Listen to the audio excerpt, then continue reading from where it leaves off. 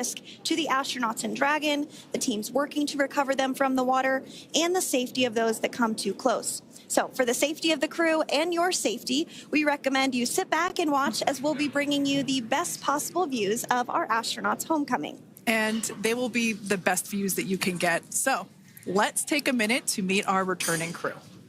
U.S. Space Force Colonel Nick Hague is your Crew 9 commander. He was selected by NASA as an astronaut in 2013. This was his second spaceflight to the International Space Station and third launch overall. He spent 171 days in space with Crew 9 and has a career total of 374 days in space. During his mission, he completed a spacewalk with astronaut Suni Williams. That was his fourth spacewalk, earning him a career total of 25 hours, 56 minutes of spacewalking time. Before Crew 9, Hague previously served as a crew member of Expedition 59 and 60 back in 2019. He flew with Alexei Ovchinin and NASA's Christina Koch. So this is his second time sharing the space station with Ovchinin. The Kansas native is a test pilot of a distinguished graduate of the United States Air Force Academy. Nick spent 5 months in Iraq in support of Operation Iraqi Freedom. He voluntarily transferred from the United States Air Force to U.S. Space Force in 2021 and is an active colonel. His wife, Katie, is a retired U.S. Air Force colonel, and they have 2 sons. NASA astronaut Suni Williams is a mission specialist for Crew 9. This was her third visit to the space station. She originally launched aboard Boeing Starliner spacecraft and arrived at the space station on June 6th. And it looks like we are beginning to get some views inside the spacecraft, overlooking the shoulders of the crew on board Dragon. We'll continue to bring you those views throughout the day and views throughout Splashdown this morning, or this afternoon rather. But to jump back into a little bit more about Suni, she became an Expedition 71-72 crew member, and she logged 286 days in space on this mission.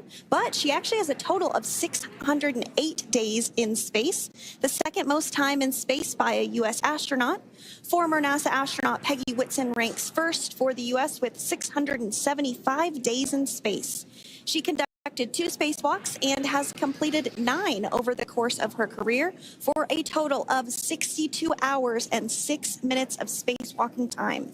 She ranks 4th on the list of cumulative time spacewalking by a female astronaut. And she has flown on 4 different spacecraft types, including the Space Shuttle, Soyuz, Starliner, and now Dragon.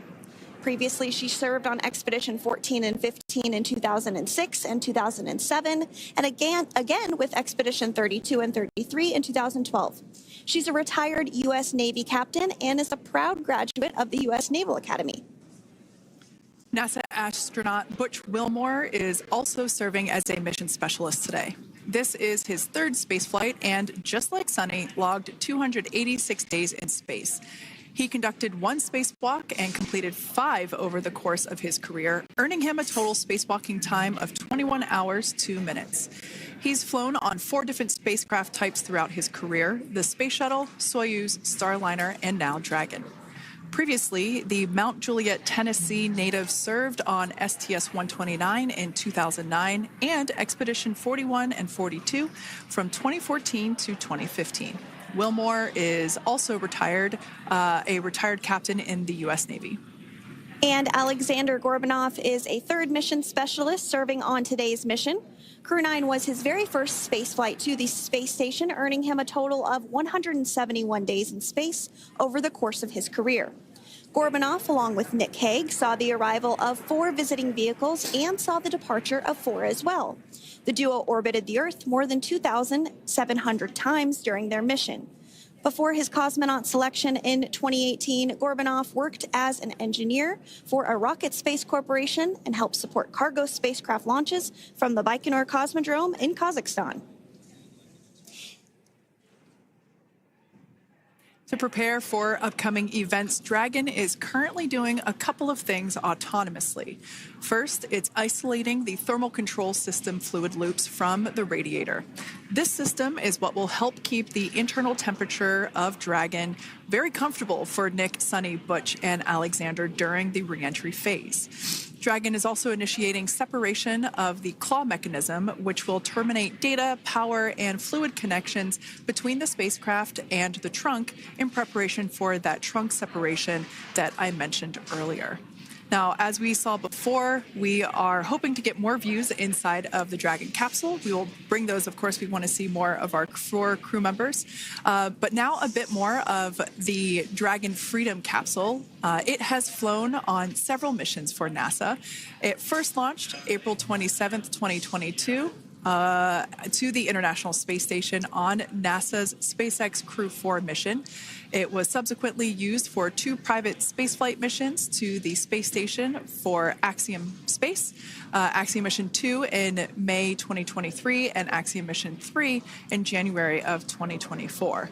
And of course, Crew 9 launched last year, is September 28th. So yeah, a little bit about the Dragon Freedom capsule. Here, a view that we have once again between the shoulders of Commander Nick Hague, who is on the left-hand side of your screen there, and Mission Specialist Alexander Gorbanov there on the right. That's right, Kate. And the next major milestone that we're looking ahead towards this afternoon is claw separation. We're targeting that claw separation at 2:05 p.m. Pacific time this afternoon, so less than 10 minutes from now.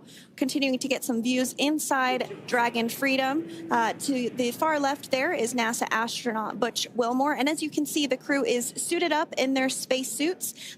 They are suited up in what we call dynamic phases of flight. So when they launch, when they dock, when they undock, when they return back for splashdown. We might hear some call outs on the loops about putting their visors down. That will happen just prior to deorbit burn.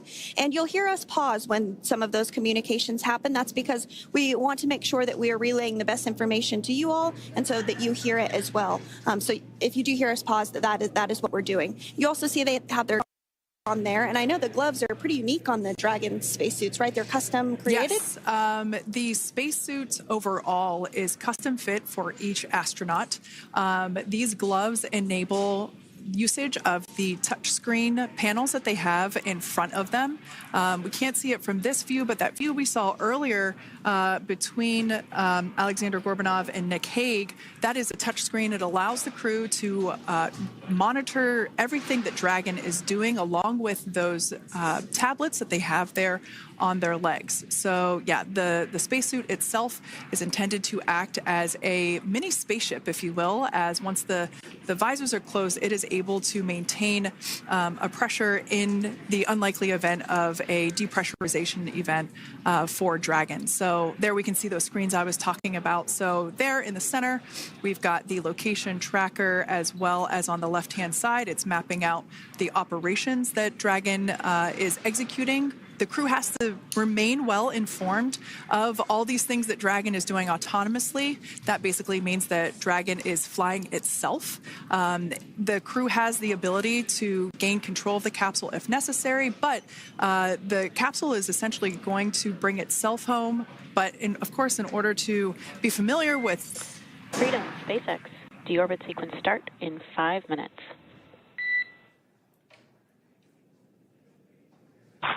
Freedom capsule.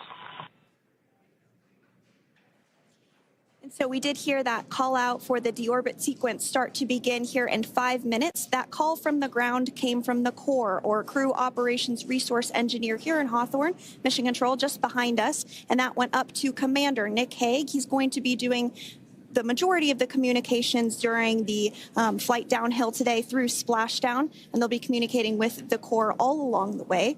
Now, we did mention that they are flying on Crew Dragon Freedom. The naming of spacecraft has gone all the way back to the very beginning of this human spaceflight program. This is a nod to Alan Shepard naming his spacecraft Freedom 7 during the Mercury program. And so the crew that first flew up on Freedom a few years ago had the opportunity to name this Dragon, and they named it Freedom. That was Crew 4 that was the first flyers on this spacecraft. It's also flown for Axiom Mission 2 and 3, and then, of course, today for Crew 9 as well. Yeah, actually, fun fact about this particular capsule, of those 4 missions that Sandra just mentioned, we have seen daytime splashdowns for 2 of those. Today will mark the 3rd of the third daytime splashdown. So there's something lucky about this particular capsule that gets daytime splashdowns. Nighttime is great because we can see even more clearly the capsule streaking through, but I personally love the daylight views because we really get even better views of the recovery team operations during that phase of the mission. Yes, absolutely. And if you follow along with our missions, you'll know that sometimes weather is a watch item when it comes to undocking and splashdown. We do splashdown in the water, so we want to ensure that parameters like wave heights and wind speeds and precipitation, lightning, all of that is looking good for the crew and the safety of those recovery personnel. And today the weather is just pristine. We got off of space station on the very first attempt.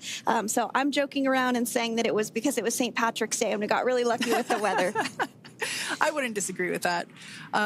Speaking of weather, we will be hearing from core probably around 2:20-ish. Typically, before we enter the period of loss of signal or LOS, we will hear an entry briefing from the core, the Crew Operations Resource Engineer, and they will deliver important information like updated anticipated splashdown and loss of signal times to the crew, as well as the wave height and wind speed. So we'll be standing by to listen in on those. Like I said, that will happen shortly after. Typically after trunk separation. I can't quite remember if it's before or after deorbit burn. It must be before. But in any case, we'll be hearing all of that coming from core. In fact, that individual is seated there in the room on your screen. That is SpaceX Mission Control in Hawthorne, California. That room is located just over our shoulders. And that is where Dragon operators are standing by on console, monitoring the progress of Dragon as it continues its way home. It's been, at the point of splashdown, it'll be about 17 hours since Dragon undocked from the International Space Station. The team there in mission control, there are multiple teams, in fact, and they cycle through shifts to ensure that everybody gets the required rest and sleep periods, just like the astronauts on board. And that Crew Operations and Resource Engineer is seated there in the room, and that, like Sandra said, is the primary voice that we will be hearing communicate from the SpaceX team to the crew on board. That's right. And so it looks like we're about 3 minutes or so from the claw separation portion of today's flight. The claw is a portion on the spacecraft that holds the trunk to Dragon. Following claw separation, we're going to jettison or remove that trunk because it's no longer needed. The trunk has solar arrays on it that provides power to the Dragon spacecraft. But now that we're beginning the reentry process, we need to go ahead and jettison that trunk and able to expose the heat shield, which is really going to do the heavy lifting as Crew 9 re-enters the Earth's atmosphere. They come in at 17,500 miles per hour, so they really need to ensure that that heat shield absorbs that heat, and there's... Deorbit sequence start.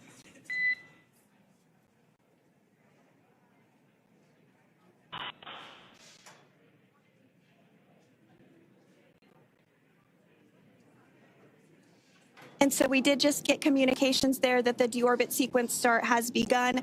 So here in just a couple minutes from now, we expect to hear information or a call back about the claw separation having begun. And again, that kicks off that trunk separation portion that I was discussing to remove that, expose the heat shield, and then eventually we'll have the deorbit burn, and we'll continue to walk you through all of these milestones as we approach them ahead of our splashdown at 2:57 p.m. Pacific time this afternoon off the coast of Tallahassee, Florida. Yeah, we're very excited to bring the Crew 9 crew home. Sandra, we were talking about the trunk separation. That trunk is on a trajectory that will re-enter in the atmosphere and break up upon that re-entry. The heat shield itself is one of my favorite parts of the Dragon capsule. It is the workhorse of the re-entry phase. It will work to protect the Dragon capsule and the crew members on board during the re-entry phase as the temperatures outside of the capsule build up to, I believe, about 3,000 degrees Fahrenheit in excess of. And meanwhile, the interior of Dragon stays a very comfortable temperature. That heat shield does does a lot of the work, and we'll see that plasma build up on the exterior of the capsule. As a result of the plasma that builds up, we will lose communications with the crew. This is known as loss of signal, or LOS. This is roughly a 10-minute period on average, even less than. I believe today it is probably about 6 or 7 minutes long. It kind of depends on the mission, and it happens for every Dragon capsule that re-enters the atmosphere.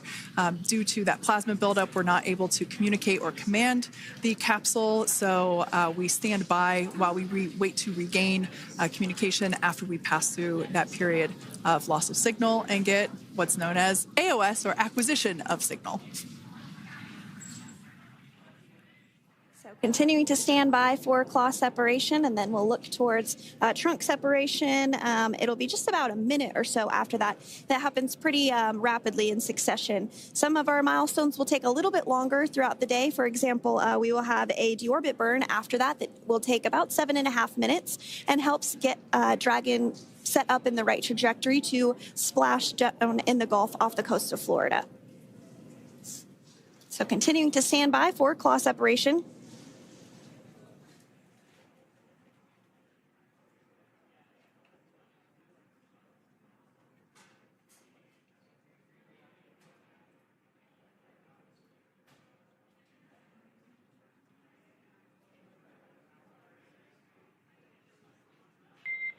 Nominal trunk jettison. All right. Freedom copies. Great news there. That trunk has been jettisoned from the Dragon capsule. So the claw was separated. That's the mechanism that connects the telemetry and power between the Dragon capsule and the trunk. In order to expose the heat shield underneath Dragon, we had to jettison that trunk, and so we just got confirmation that that has happened. So that is great news. Basically means that telemetry is looking good, and that the nitrox system is primed for cabin and suit cooling, and the heat shield, like I said, is now exposed and ready for atmospheric re-entry. The trunk served its purpose by gathering energy from the sun through its solar cells and converting that to battery power. Since we separated the trunk, we can't generate any more new power, but we really don't need to since we're coming home and Dragon has enough battery power already stored. Now, up next, the final steps that Dragon will perform prior to re-entry: the slew, or the maneuver to deorbit burn attitude, and then the deorbit burn itself. This deorbit burn is the last time that the forward Dracos, which are the 4 thrusters located on top of the spacecraft under the nose cone, it's the last time that they will ignite. The deorbit burn will place Dragon on a precise trajectory to return to the splashdown zone off the coast of Florida, off the coast of Tallahassee, Florida, and that will last about 7.5 minutes once it starts. And so deorbit burn is targeted for 2:11 p.m. Central Time, so about 2 minutes from now. As we mentioned, it's going to last about 7.5 minutes, again, helping to get Dragon into the precise trajectory to ensure that splashdown occurs in the area that was calculated and where the recovery team is already in place, ready to support splashdown operations today. The recovery vessel Megan is the ship that is going to be utilized today, and we also have what is called fast boats that go out first to check the spacecraft and make sure everything is looking good before the recovery vessel Megan approaches. So that whole recovery process takes about an hour, I would say, from the time the crew splashes down to the time they're on the boat and the crew gets out of the capsule. And we'll continue to bring you live coverage through every step of the way today as Crew 9 returns home. Indeed. Now, let's take a little bit of a closer look at Dragon. One of the great things about being close to the space station is that we can use space station cameras to look at Dragon. But now that Dragon is on its way home, we don't have those external cameras. So here's an animation of what the capsule looks like. We've got the pressurized section, the capsule on the top, and the trunk, or the unpressurized section, on the bottom. That's where those solar panels that we manufacture in-house are located, soaking up the energy from the sun and turning it into power for the capsule. At the very top of the capsule is the nose cone. That is where the Dracos, the forward Dracos, are located. That nose cone is currently open, not closed like we saw in that animation. Once we get through the final maneuverings for the re-entry phase, we will close the nose cone capsule just before Dragon begins its atmospheric entry to protect that forward hatch there located along with those forward Dracos. So go ahead. Oh, that's right. I was going to mention that the nose cone does open shortly after launch, and it remains open the entire time that Dragon is docked to the International Space Station. So as an example for this particular spacecraft, Freedom, since September when it docked to the International Space Station, remains open that entire time, and here shortly it will close for the very first time since September. So quick recap of what Dragon has done in recent history here. We basically began preparations for re-entry known as the Deorbit sequence. So Dragon released the trunk. As we said before, we separated the claw, we released the trunk. It next will slew to the deorbit burn attitude. Slew basically meaning maneuver, so it will position itself correctly to execute that deorbit burn. We want the heat shield side to be facing forward or first, if you will. We want that to be the leading edge of the Dragon capsule, as that heat shield is meant to basically be an ablative material for the heat that it will incur. Once we complete that deorbit burn attitude slew, we will initiate the deorbit burn itself. That will last for several minutes, expecting that to be to start here any moment now, actually, and then it will go until about 2:18 p.m. Pacific time or 5:18 p.m. Eastern time. And I did hear confirmation that deorbit burn is underway. As we mentioned, it's about a 7.5-minute burn. So within the last 10 minutes, Dragon has jettisoned its trunk and initiated the deorbit burn just seconds ago. As mentioned earlier, for those operations, NASA and SpaceX closely coordinate with the United States Coast Guard to establish a safety zone to ensure public safety and for the safety of those involved in the recovery operations, as well as the crew on board the returning spacecraft. Multiple notices are issued to the mariners in advance of and during recovery operations, and Coast Guard patrol boats are deployed to discourage boaters from entering the splashdown zones. So we do want to stress to the public the need to respect this safety zone. Recovering a spacecraft from the water is a hazardous operation, and any other boats interfering increases the risk to not only the astronauts in Dragon, but the teams working to recover them from the water and the safety of those that may come too close. So for the safety of the crew, which you see there on your screen, your safety, we recommend you sit back and watch as we'll continue to bring you the best possible views of our astronauts' homecoming. Yeah, as I mentioned earlier, this deorbit burn is the last time that we will utilize our 4 forward Draco thrusters. Forward basically meaning at the top of the Dragon capsule. Dragon Freedom has not yet entered the Earth's atmosphere. This deorbit burn is what will line the vehicle up and put it on its final trajectory to the landing site right off the coast of Tallahassee, Florida. So basically, it is the last burn that the Dragon spacecraft executes and is what really locks it in for that precise landing. As you can see on your screen right now, Nick, Sunny, Butch, and Alexander are using their screens to keep tabs on the burn duration, the Draco firings, and trajectory details such as entry angle, spacecraft perigee, and how much distance remains until deorbit burn termination. As I mentioned earlier, Dragon is flying itself. So all the crew has to do is stay strapped into their seats and keep tabs on things. Although I must say, if I had one of those window seats, it would be pretty difficult to restrain myself. Now, with Nick, Sunny, Butch, and Alexander ready to deorbit and splash down back on Earth, they will be heading to one of 8 targeted sites supported by SpaceX and NASA. All of these sites are located off the coast of Florida, either in the Gulf of America or the Atlantic Ocean. Spreading the supported sites across multiple locations helps maximize the return opportunities for this mission and future crews, lowering the chance that we'll have to wave off due to bad weather. For those of you following along, you'll know that today's Splashdown marks our final Dragon recovery on the East Coast. After 6 great years of successful recovery operations off the East Coast, we'll be moving all Dragon recovery operations back to the West Coast. And as always, NASA and SpaceX jointly select our splashdown location. And for today, the prime recovery site is off the coast of Tallahassee, Florida. The selection process works with a lot of different variables, including the space station's orbital trajectory or path that it follows, what landing sites are available and have favorable weather, how much free flight capability Dragon has for the trip home, and the sleep schedules for the returning crew members, as well as, of course, the big one, the weather. We'll start with calculating daily return options based off of the space station's current orbit and Dragon's capabilities to maneuver and line up for re-entry. The time from undock to landing at the primary site can vary from less than 6 hours to more than 39.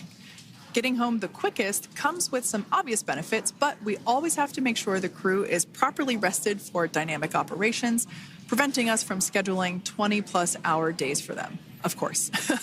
Trajectory and ballistic experts provide the daily opportunities that would line up Dragon with the 7 landing zones and split them into what we call ascending and descending opportunities. Dragon uses its Draco thrusters after leaving station to execute a series of altitude-lowering maneuvers and to line up with the selected primary site. It can also change to different alternative sites while in a free flight if sudden weather moves in that we may need to avoid. So, as we mentioned, weather is something we're constantly looking at, making the final call to proceed about 2.5 hours before the crew undocks. So, for the Crew 9 return, we looked at a number of weather items. Some of the obvious ones are no rain or a chance of lightning in the recovery zone, both for the safety of the crew inside Dragon and the recovery teams in the water. And we're also looking for wind speeds to be less than 15 feet per second or about 10 miles per hour, and relatively calm seas so that we can safely execute recovery operations, which includes landing a helicopter on the recovery ship to fly Nick, Sunny, Butch, and Alexander back to Florida. Once Dragon began flying today, we had a number of additional checkpoints to either proceed towards the primary site, head to the alternate, or select a new zone based on real-time weather data. These checks happened all the way up until we were in the final hours before the Deorbit burn, which has just about a minute or so left in it. And this is the last burn in the trip home that commits Dragon to re-entering the Earth's atmosphere. Now, we are currently waiting to conclude the deorbit burn. We've got less than a minute until that finishes. We will expect to hear a call out for nominal burn, which will confirm completion of that deorbit burn for Dragon Freedom. We can see images there from the touchscreen display panels that the crew utilizes in flight. We can see the visualization of exactly which one of the 4 forward Draco thrusters are firing. That's why you have kind of like a strobe effect there.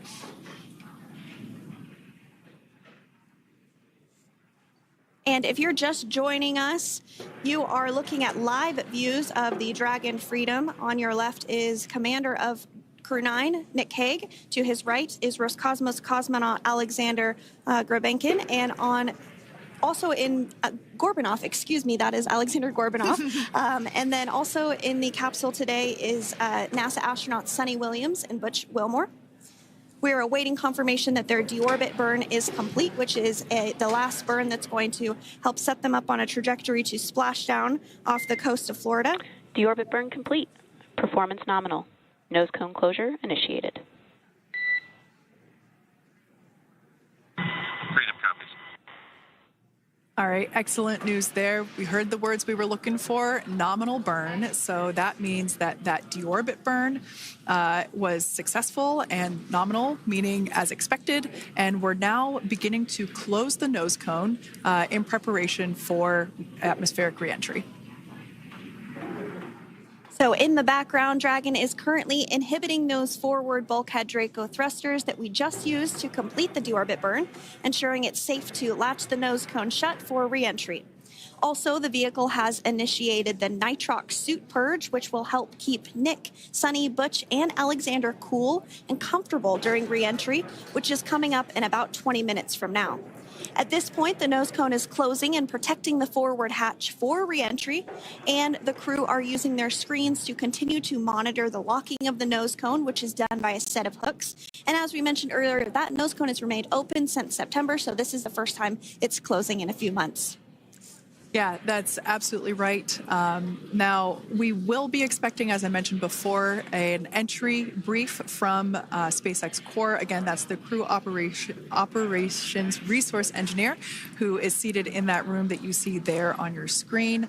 That entry brief will provide updated times for anticipated splashdown as well as the loss of signal or period of LOS.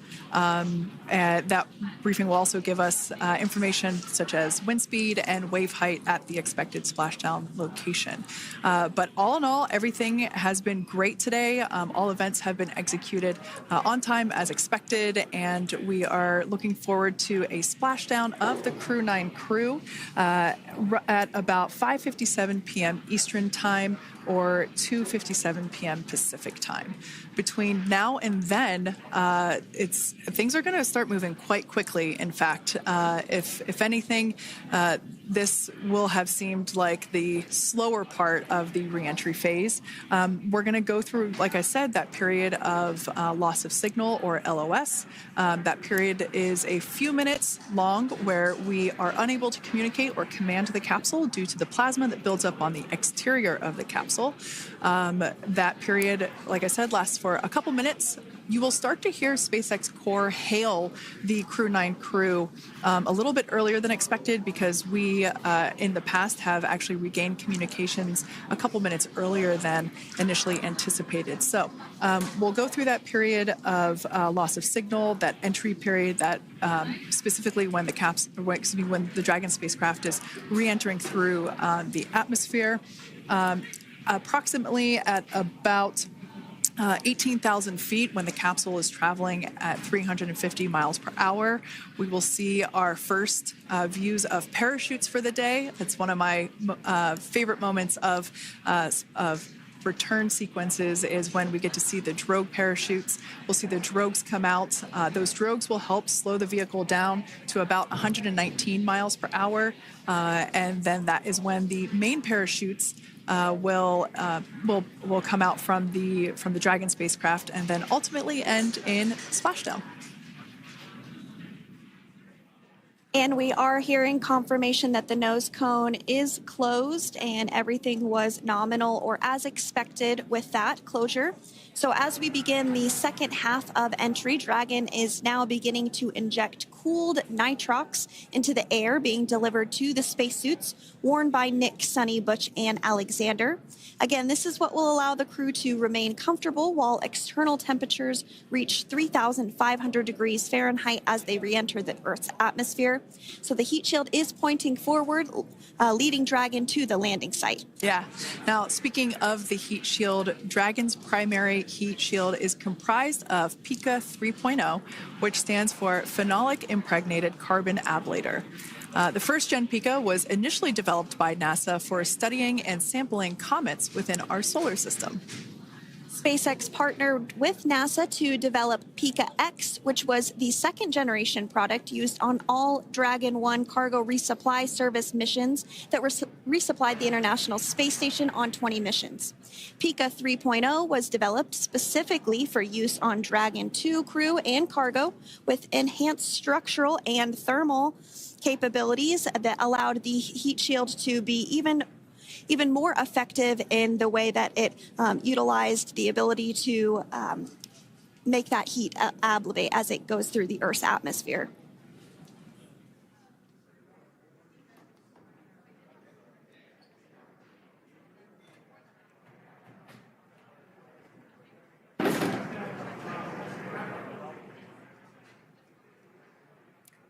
The remainder of Dragon is composed primarily of a SpaceX proprietary ablative material. It's another class of thermal protection which is lighter weight versus Pika and protects the underlying composite structure during reentry to ensure the structural capabilities are maintained. While Dragon will experience temperatures well over 3,000 degrees during peak reentry conditions, the characteristics of the thermal protection system coupled with the environmental control and life support system in the pressurized interior will ensure that Nick, Sunny, Butch, and Alexander stay cool and comfortable during all phases of reentry through Splashdown. Now, if you've just recently joined us, we hope to regain views of our crew members inside Dragon Freedom, but we don't have those available at the moment due to ground station coverage. So we will bring those back to you as soon as we can.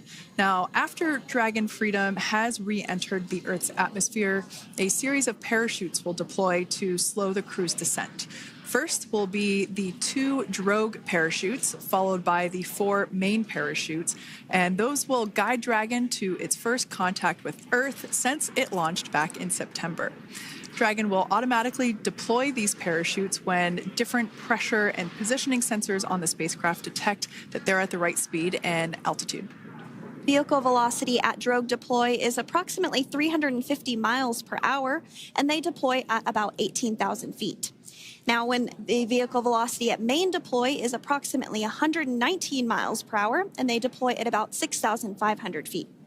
When Dragon splashes down in the water, the vehicle velocity will be about 16 miles per hour, so you can really see how those parachutes help to slow down the crew inside the capsule.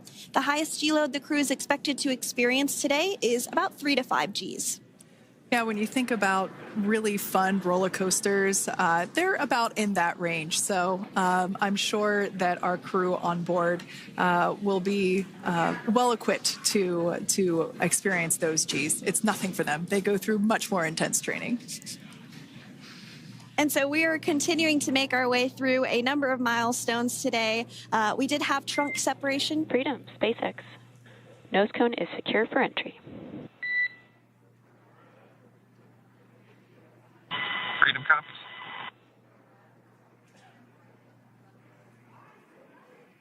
All right, great news there. That tells us that the final physical configuration change for Dragon is complete. We have closed that nose cone. This is the last physical change that Dragon undergoes prior to re-entering the Earth's atmosphere. It's important that that nose cone is completely closed because underneath it is not only where the 4 forward Draco thrusters are located, but it's also because that is where the forward hatch is located. That is the hatch that is utilized for the crew to ingress and egress from the station while it is docked on board. And since our capsules are flight proven and we reuse them on future space flights, we want to make sure that all of the integrity of that hardware remains intact. So that nose cone is successfully closed, and we're going to start moving pretty quickly here. As I mentioned before, we'll go through loss of signal. We'll get that signal back several minutes later, and then we'll see the parachute action. Yep, and then that's all ahead of Splashdown off the coast of Florida. We're targeting Tallahassee as our splashdown zone today at 2:57 p.m. Pacific time this afternoon. Now, you did mention the call to the crew.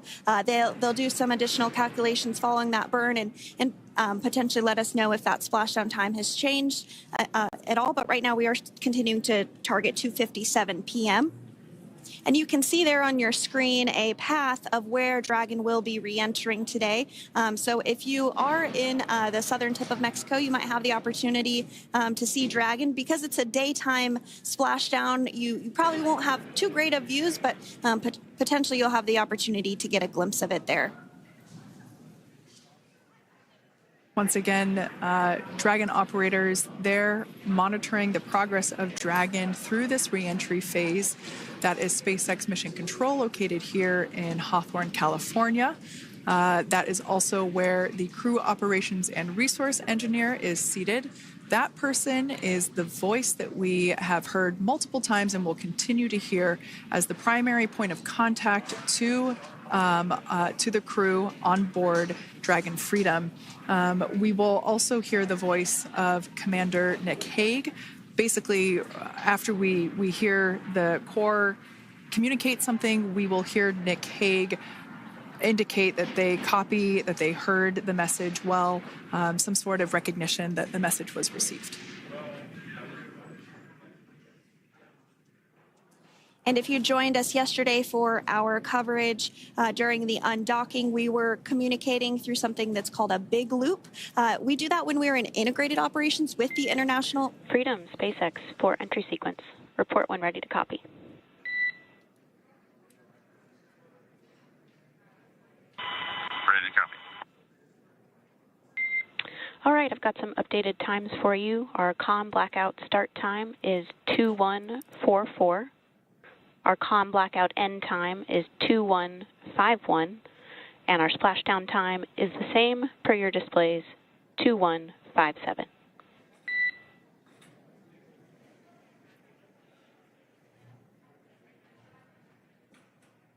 Okay. Understand comm blackout start 2144, stop 2151, splashdown per display. That's a good readback. And with that, please report when tablets are secured behind the elastic bands, restraints are tight, and visors are down.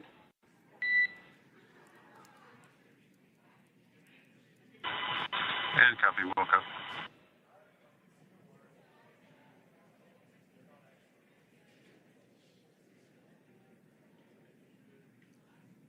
And with that communication from the Corps or Crew Operations Resource Engineer here in Hawthorne to Commander Nick Hague of Crew Dragon Freedom, we did hear that the loss of signal period is still at 2:44 p.m. Pacific, but we had a 1-minute adjustment to the acquisition of signal. That's going to now be at 2:51 p.m. Pacific time. However, our splashdown time remains the same at 2:57 p.m. Pacific time this afternoon off the coast of Tallahassee, Florida.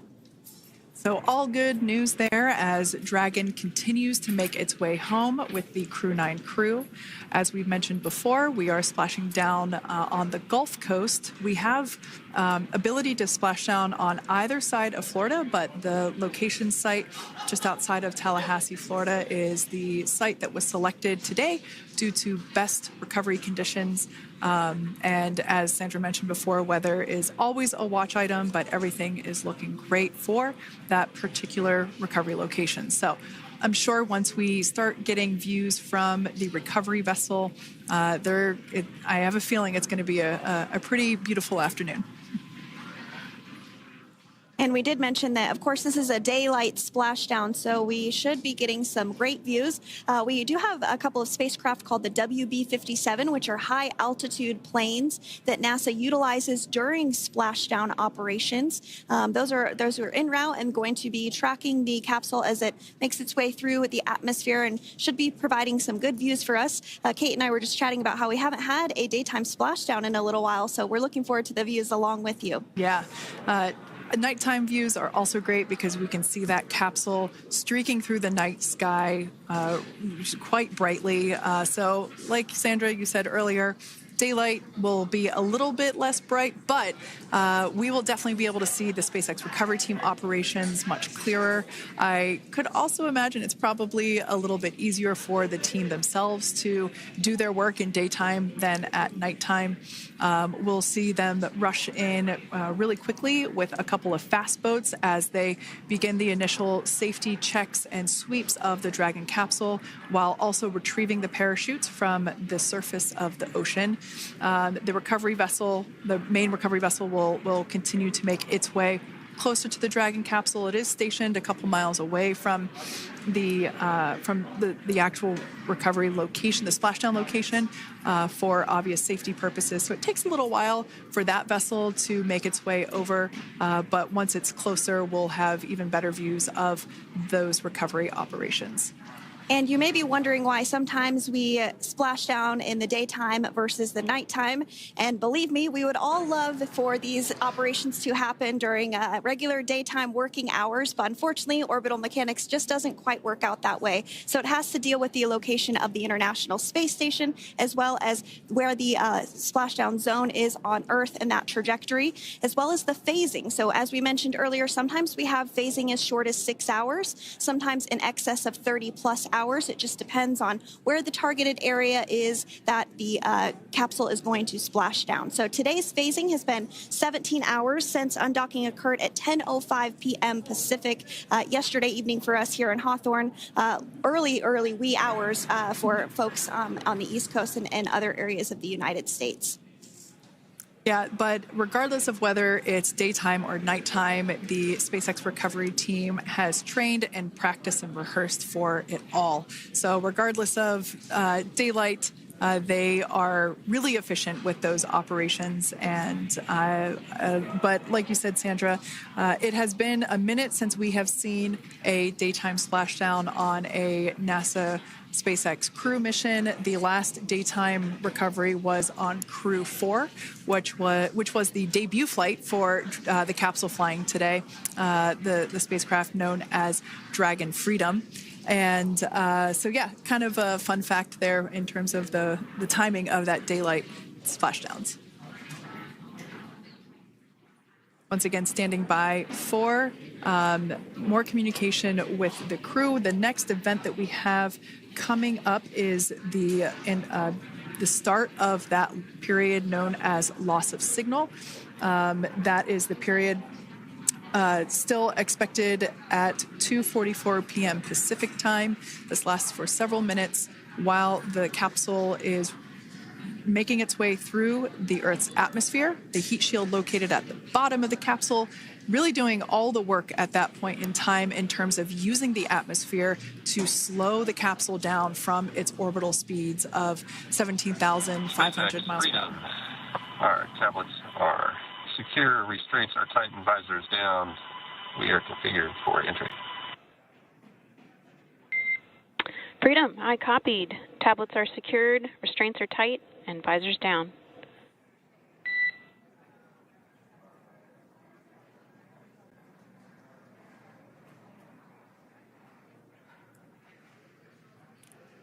All right, great news there in terms of continuing to make progress. That back and forth communication we heard was just letting Core know that per their instructions, Crew 9 has now put away everything that was necessary in order to begin the re-entry, including those tablets that were located on their legs. Those are now stowed away.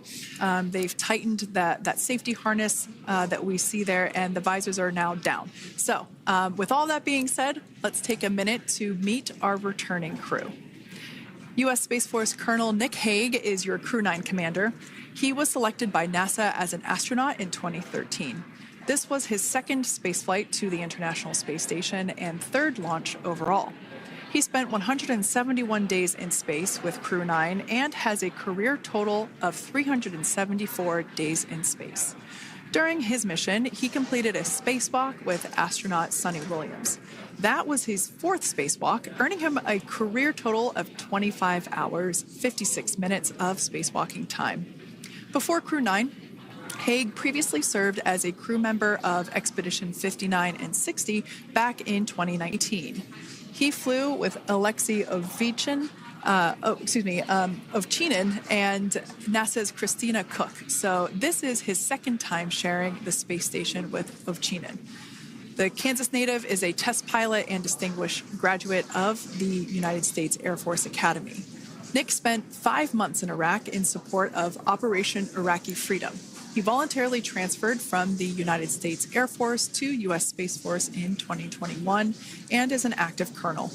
His wife, Katie, is a retired U.S. Air Force colonel, and they have 2 sons. NASA astronaut Suni Williams is a mission specialist for Crew 9. This was her third visit to the International Space Station. She originally launched aboard Boeing Starliner spacecraft and arrived at the space station on June 6th. Following the agency's decision to return Starliner uncrewed, she became an Expedition 71 and 72 crew member, where she logged 286 days in space on this mission. But Sunny has a total of 608 days in space, the second most time in space by a U.S. astronaut. 5 minutes until predicted comm blackout. We'll see you on the other side at 21:51.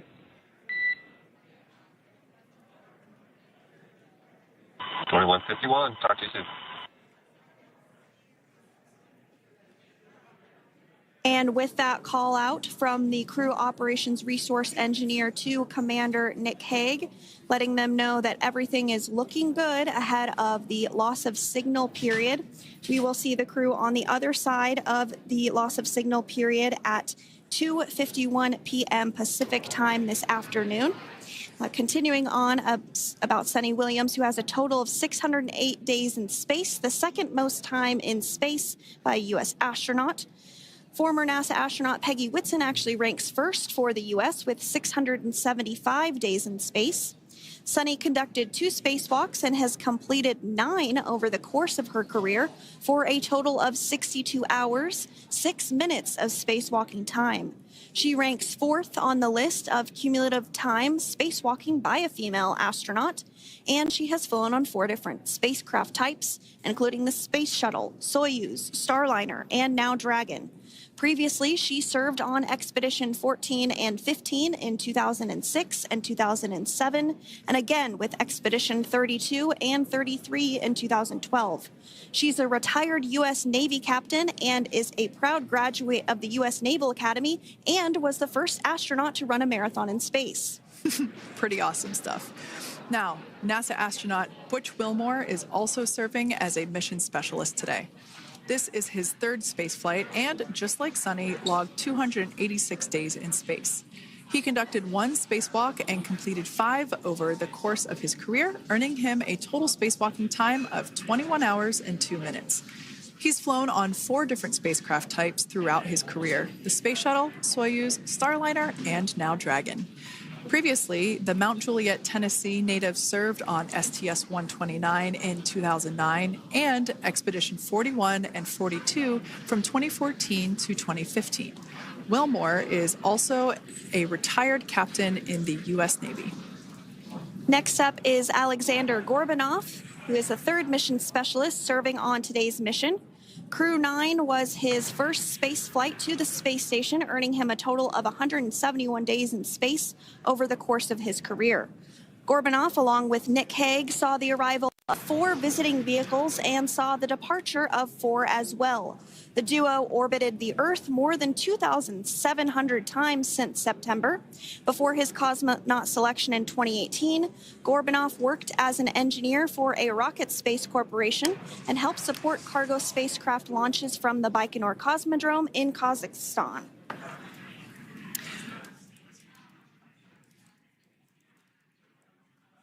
So if you are just joining us, we are continuing to bring you live coverage of Crew 9's return to Earth following their mission aboard the International Space Station, where they completed science and research investigations.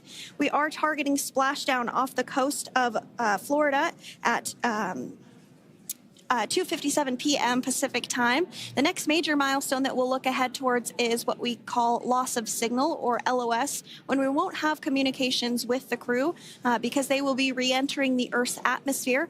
And during this process, there is plasma that builds up around that heat shield, so we are not able to communicate with the crew, but we are anticipating to regain communications with the crew at a short time from now at 2:51 p.m. Pacific time today. As we said before, everything continues to look good for the return of the Crew 9 team. We are about to go into that period of loss of signal. Once we get views of the crew inside the capsule, once again, we will be sure to bring those to you. But that period of time is when plasma is building up on the exterior of the capsule.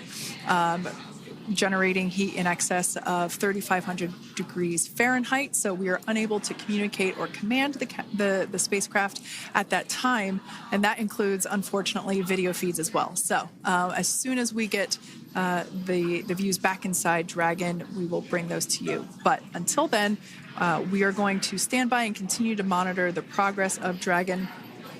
Like Sandra just said, we are anticipating the blackout period to begin at 2:51 p.m. Pacific time, 5:51 p.m. Eastern time. This will last for several minutes. It's not super exact, even though we are predicting acquisition of signal, or AOS, to come back at 5:51 p.m. Eastern time. In the past, we have regained communication sometimes a little bit earlier than that, so we'll probably start to hear Core begin to hail Crew Dragon a minute or two prior to that anticipated acquisition of signal. But right now, Nick, Sunny, Butch, and Alexander are seated in their seats inside Dragon Freedom. Their visors are down, and they have put away or stored the tablets they had located on their upper leg to monitor Dragon's progress. Now they will be utilizing the touchscreen displays where the current operation and future operations will be displayed as they are able to monitor Dragon's progress continually. As I said before, Dragon is autonomous, meaning it is flying itself. So the crew stands by and monitors, and those touchscreen displays are what will be allowing them to do so and prepare for events such as parachute deploy. And while on board the International Space Station, Nick, Sunny, Butch, and Alexander contributed to over 900 hours of science and research investigations, which is really the key purpose of the International Space Station. Now, the International Space Station is celebrating a major milestone this year, where they will be celebrating 25 years of continuous human presence in November. So if you're younger than 25 years, you've never known a day where there hasn't been a human living and working aboard the International Space Station, contributing to key science and research investigations that impact our lives here on Earth. There's research being done on Parkinson's, on osteoporosis, on cancer research, and a variety of other studies. Additionally, the microgravity laboratory provides a jumping off point for us as we venture back to the moon and onto Mars through longer duration space flights. One such example that the crew worked on during this mission was an alternative exercise device. In microgravity, the crew has to exercise for about 2 hours a day because they're not having the effects of gravity on their body. So to prevent bone and muscle loss, we counteract that with 2 hours of exercise per day. On board the International Space Station, they have 3 ways in which they can exercise. They have a bike, they have a treadmill, and they have a similar to a weightlifting machine that counteracts the microgravity environment. But a particular experiment that this crew tested out was a combination of all 3 of those in one smaller device. And this is really critical as we continue on to the moon, Mars, and beyond, because space is really important in spacecraft. So if we have something smaller that the crew might be able to utilize, that can potentially help us venture out even further into the solar system. So science is really the name of the game when it comes to the International Space Station. Some of the other science highlights that took place during this increment that are particularly interesting to me was we had the first wooden satellite that was deployed. This is a study to see if other materials might be more resourceful or renewable in space. So I'm really excited to see the results of that one as well. Additionally, we had a couple of spacewalks that took place to not only provide maintenance to the International Space Station, but also where we swabbed the outside of the space station near vents to see if any microbes that we all have microbes on us, to see if any of those could survive in the harsh environment of space, which again is very important for us to know and understand as we continue to the moon, Mars, and beyond. Very exciting stuff. Now, at this point, we have now entered the communications blackout period for the Dragon spacecraft. This lasts approximately 7 minutes due to plasma formation around the spacecraft itself. During this time, no vehicle telemetry is received by mission control or the recovery team, and no external commanding of the vehicle or voice communication is possible. But as a reminder, Dragon is designed to fly itself. During reentry, the vehicle will be slowing down from orbital velocity, which is approximately 17,500 miles per hour. The top temperature that Dragon will experience upon reentry is 3,500 degrees Fahrenheit. This blackout period, as I said before, we expect it to last about 7 minutes today, concluding at 5:51 p.m. Eastern Time or 2:51 p.m. Pacific Time. We right there have our first view of Dragon Freedom coming home to Earth. And that view is from the WB-57, which is one of NASA's high-altitude planes that is tracking. Now, because of the way that this camera is configured, it does look like it is dark, but it is indeed daytime, and you're beginning to see that plasma trail as Dragon re-enters the Earth's atmosphere. All of that is expected. We are anticipating an acquisition of signal around 2:51 p.m. Pacific Time, so just minutes from now, and you may hear the core begin to hail out or call Dragon for communications and see if we can potentially get communications with them a little bit earlier.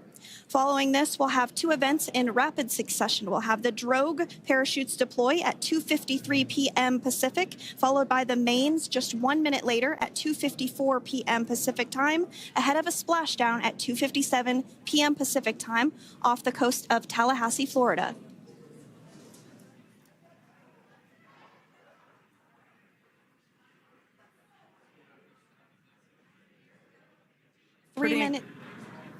Pretty incredible views of the Dragon spacecraft making its way home back to planet Earth with the Crew 9 astronauts on board. Once again, this view is coming from the WB-57 plane. That heat shield we can see doing magnificent work as it works to... Freedom, SpaceX, Comcheck.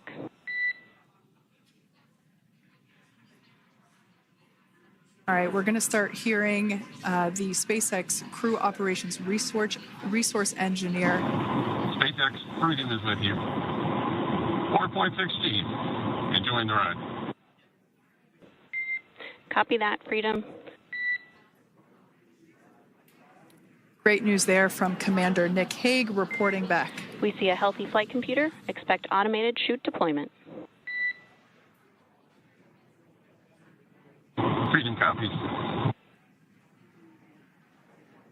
Like we said before, things moving very quickly as Dragon Freedom makes its way home. Next event coming up will be deployment of the drogue parachutes. This occurs around 18,000 feet. GPS has converged. Expect nominal altitude for drogue chute deployment.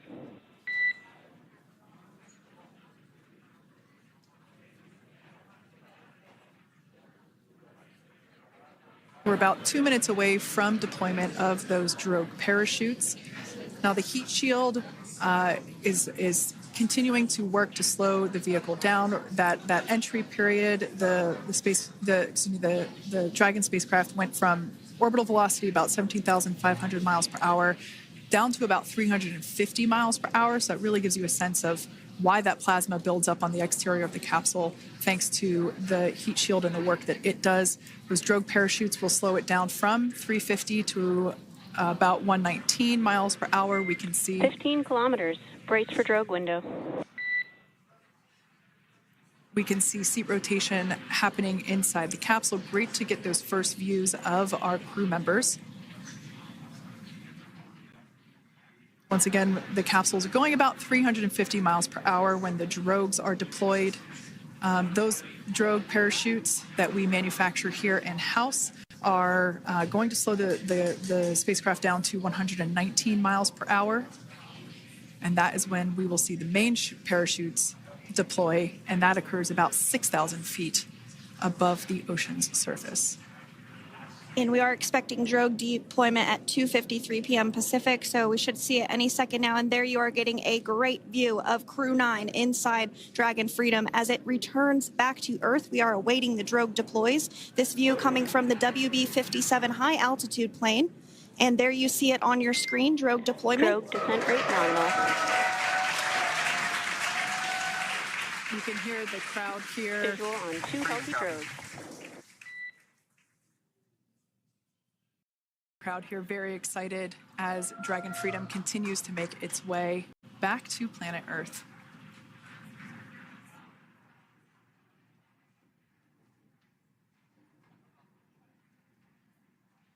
Next up, we'll stand by for the main deployment of the parachutes.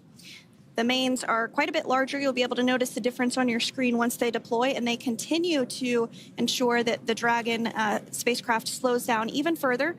As we mentioned, Freedom will be traveling 16 miles per hour when it splashes down off the coast of Tallahassee, Florida, here at 2:57 p.m. Pacific time this afternoon. And there we go. We have visual on 4 healthy mains. That view was from inside. Freedom copy. And That view was from inside one of the buckets where the parachutes are located. So we see a great view there of the reefing on those parachutes. And as those main parachutes begin to inflate fully, 4 beautiful, healthy mains. Now awaiting visuals of Splashdown. Tech Freedom 1000. We'll start to hear Commander Nick Hague. Copy 1000. As we heard right there, Commander Nick Hague will be calling out the altitude of the Dragon capsule from here on out. Landing in water is simpler and provides more margin against unlikely parachute issues. You can see those parachutes continuing to slow the Dragon capsule down. And if you're just joining us, you're looking at 800 meters. a live view of Crew 9, just minutes away from splashing down off the coast of Tallahassee, Florida. Splashdown 2 minutes from now at 2:57 p.m. Pacific. We do have 4 healthy mains really doing the job there. Just breathtaking views of a calm, glass-like ocean off the coast of Tallahassee, Florida. Crew 9 just minutes away from splashing down. This is really such an incredible shot. That Copy was 600. That was a live view from our recovery vessel, Megan, which is stationed a couple miles away from the splashdown site. We can see the crew there using their restraints as resting places for their arms. They were just in space moments ago, so their arms were able to float freely. 400 meters. This is a gorgeous bluebird day here that we have for the splashdown of Crew 9. It's incredible to think that the Dragon capsule just minutes ago was going over 17,000 miles per hour, and now gently coasting to a soft splashdown. 200. Copy 200 meters. Brace for splashdown.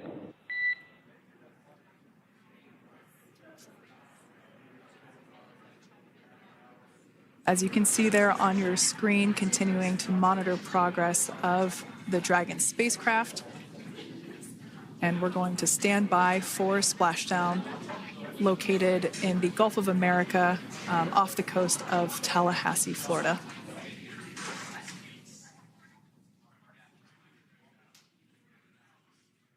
And splashdown. Crew 9 back on Earth.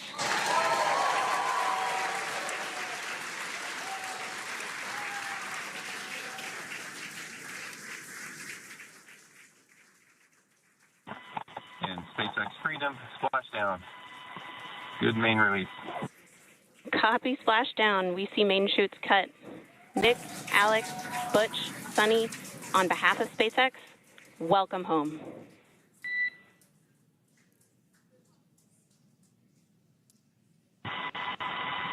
It is an amazing, what a ride. I see a capsule full of grins ear to ear.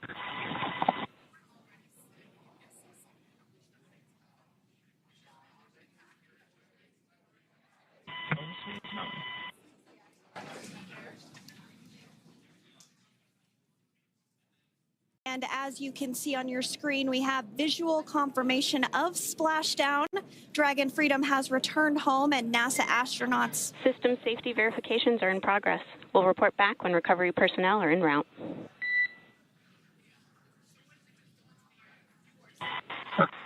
Understand. And we're in section 2, 4.800 landing response. And looking for your words on if it is necessary.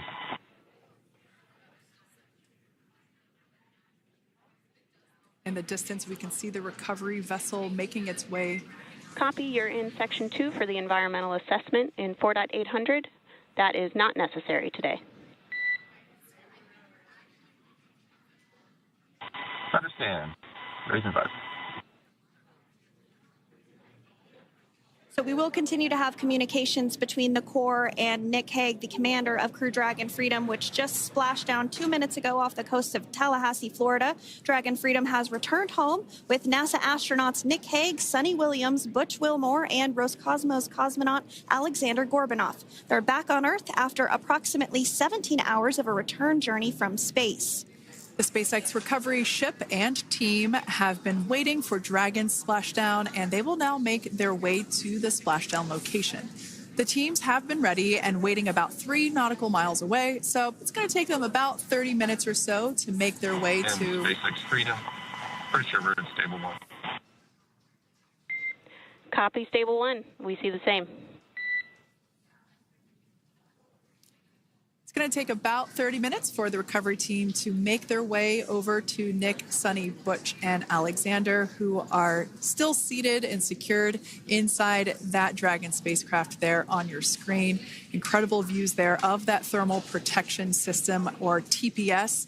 That Dragon capsule was pristine, white color before it departed the station, and we can see how the reentry phase, the thermal protection system did its job. Now, if you're wondering what that hole, that bucket area is, that is underneath the side hatch. That is where the main parachutes were stored. So when we saw the Dragon capsule docked at station, it looked very different. The panel that protects and covers the main parachutes, that was still intact, as well as the panels that enclose where the drogue parachutes are located. We can see those fast Freedom. boats. SpaceX is go for recovery personnel to approach. Expect personnel alongside in the next few minutes. Freedom copies. We can see those fast boats. We weren't kidding when we said they were fast. While it does take about 30 minutes for the main recovery vessel to make its way over to the capsule, these fast boats will be doing a couple of things simultaneously. A couple of them are going to be working to retrieve the parachutes that you see in the background there of this drone shot. Those parachutes will be retrieved from the ocean surface. We want to make sure we are able to pull those out. The recovery vessel there closest to the spacecraft is going to be performing some safety checks. We can see there they're using an instrument that is basically working to detect if there are any hypergolic vapors or fumes that are still residing in and or around the Draco thruster nozzles or outlets. The hypergolic fuel, which is necessary for on-orbit burns to maneuver the spacecraft. Unfortunately, those hypergolics are unable to be breathed. They are toxic, and so this team here is doing those initial safety checks to make sure that it is safe for the rest of the recovery team to approach the spacecraft. They're also checking to make sure that any residuals from the pyros are safe and are not going to cause any issues. We can see the team working their way around the spacecraft to do these these sniff tests on all of those Draco thrusters. And as we continue to await the recovery of our Dragon spacecraft with NASA astronauts Nick Hague, Sunny Williams, Butch Wilmore, and Roscosmos cosmonaut Alexander Gorbunoff inside, Dragon has autonomously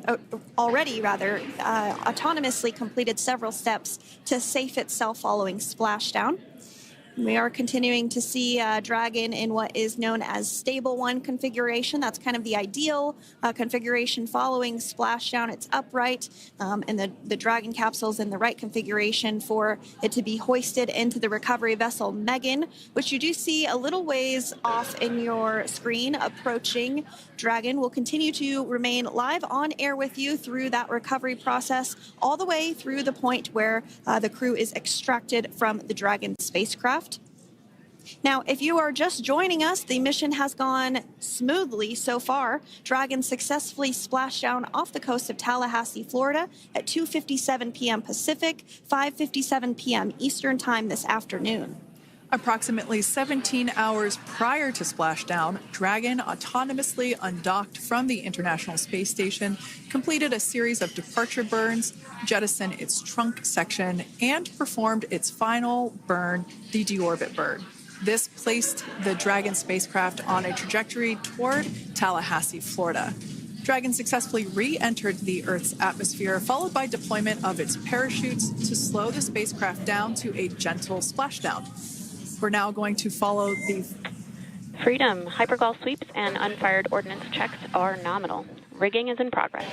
Approximately 25 minutes until capsule lift. Stand by for PMC with SpaceX flight surgeon.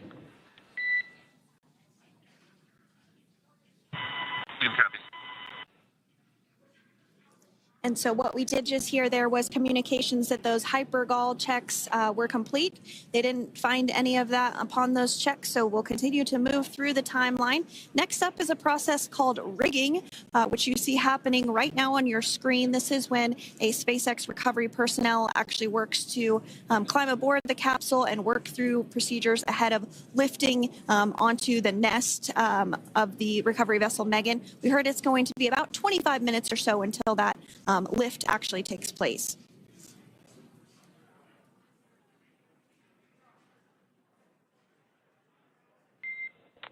Okay, Freedom, the next call will be from the SpaceX flight surgeon on Dragon to Ground Private. Understand. Thank you. callouts there indicating that the crew will have the opportunity to do a quick check-in with the SpaceX flight surgeon.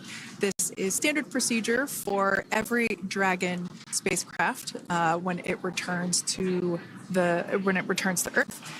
It's just an initial check-in, make sure everybody is doing okay. They will also have another check-in with the flight surgeon once they are on board that recovery vessel that you see there in the background. We can now see that SpaceX recovery team member they're on top of the Dragon spacecraft. They are going to be working to install plugs in the Draco thrusters to ensure that none of those, and to ensure that no more hypergolic fumes or vapors come out from the spacecraft. They'll also place harnessing around the spacecraft that are required in order to lift it out of the water.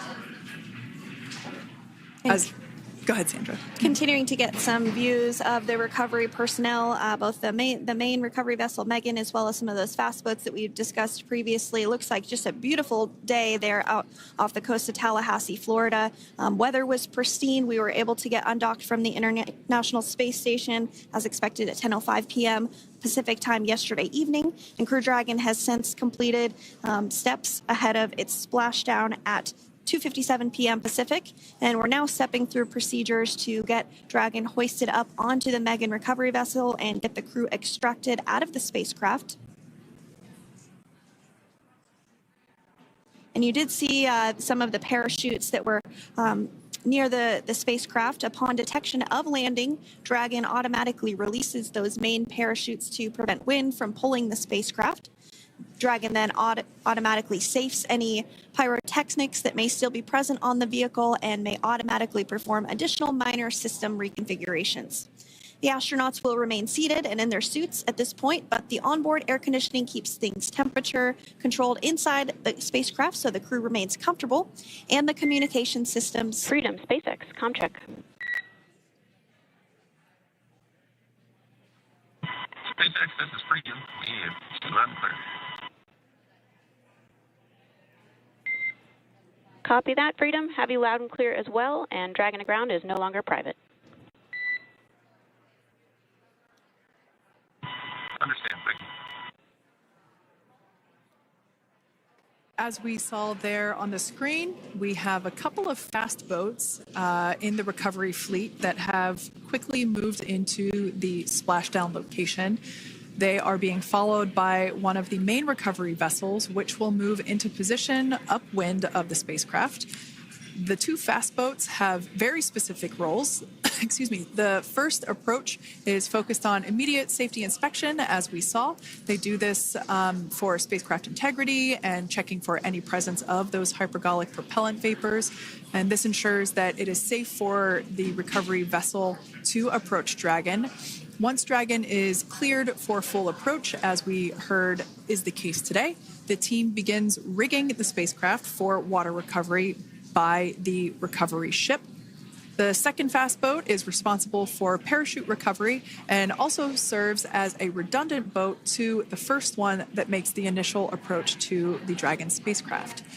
As we saw a little bit earlier, we were also able to see one of the recovery team members get on a jet ski to help gather up the parachutes that were automatically detached from the Dragon spacecraft upon splashdown. And it will take a little over 10 minutes for the recovery crew to complete their safety checks. Once complete, the team will begin preparing Dragon to be lifted. And as you see, they are preparing for that to take place at this point. As part of the preparation for this lift, one member of the recovery team has climbed on top of the spacecraft already so they can attach Dragon's hoist rings and connect to the lifting lines.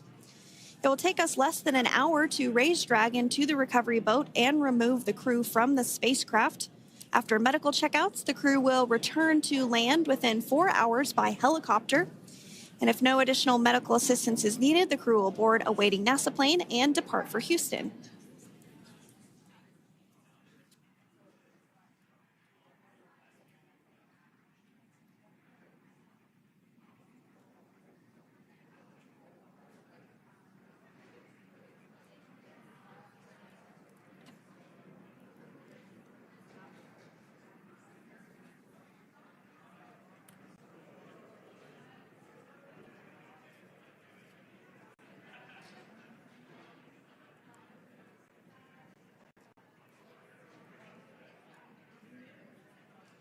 And as we continue to await Dragon to be hoisted up onto the ship, we have a very special treat.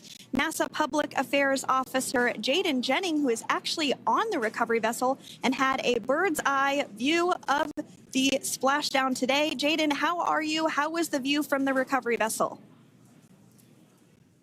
Hi, Sandra. How do you hear me? I've got you loud and clear, Jaden. It's so great to hear you. Awesome. So Splashdown, Sandra, was nothing Freedom, short of be advised. spectacular. We are transitioning the forward link. Comm will be unavailable for approximately 5 minutes.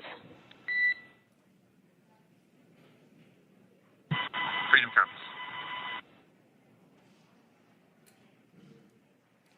Thanks so much, Jaden. We did just have some communications letting us know that we'll have about a 5-minute period where we won't be able to hear from the crew. So please go ahead, tell us, how was the view from the recovery vessel? Absolutely. Yeah, I was mentioning earlier, Splashdown was nothing short of spectacular. And we were stationed about 1.5 nautical miles away from the splashdown zone and had great visuals here on the recovery vessel Megan.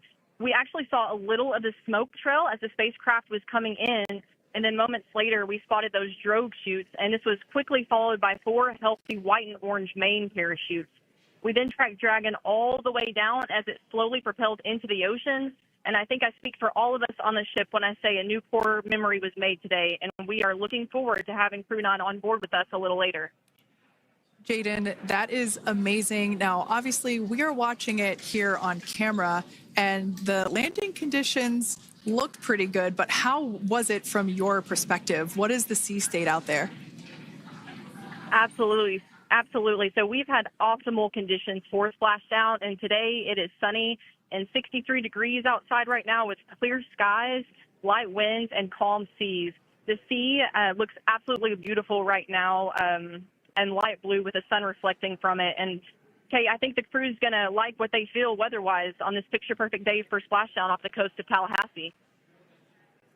Thanks so much, Jaden. It certainly looks like a beautiful day. Can you tell us a little bit about the journey of the recovery forces to get to this point?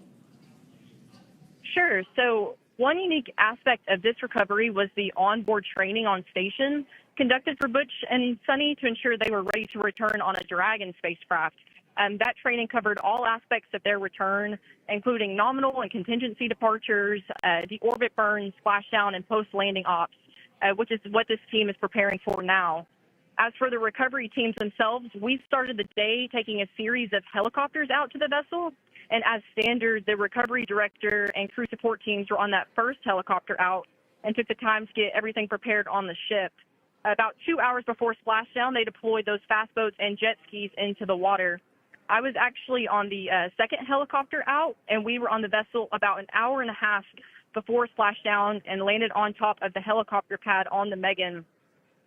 And the teams have been working diligently across their respective disciplines this week, executing what can only be described, in my point of view, as a logistical masterpiece, just ensuring every detail has been in place for Crew 9's return.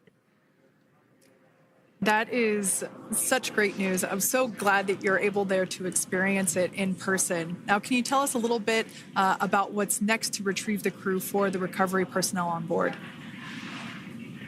Yeah, Kate. So coming up next, Dragon will be hoisted into the on-deck translation system, or the nest, at the aft end of the ship, and then will be translated pretty quickly towards that egress platform. We'll perform another series of safety checks as final precautionary measures just to make sure there are no hypergolic vapors present before opening that side hatch.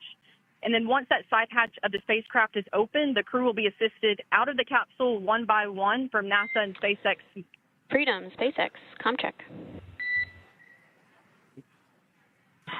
Freedom's got you loud and clear.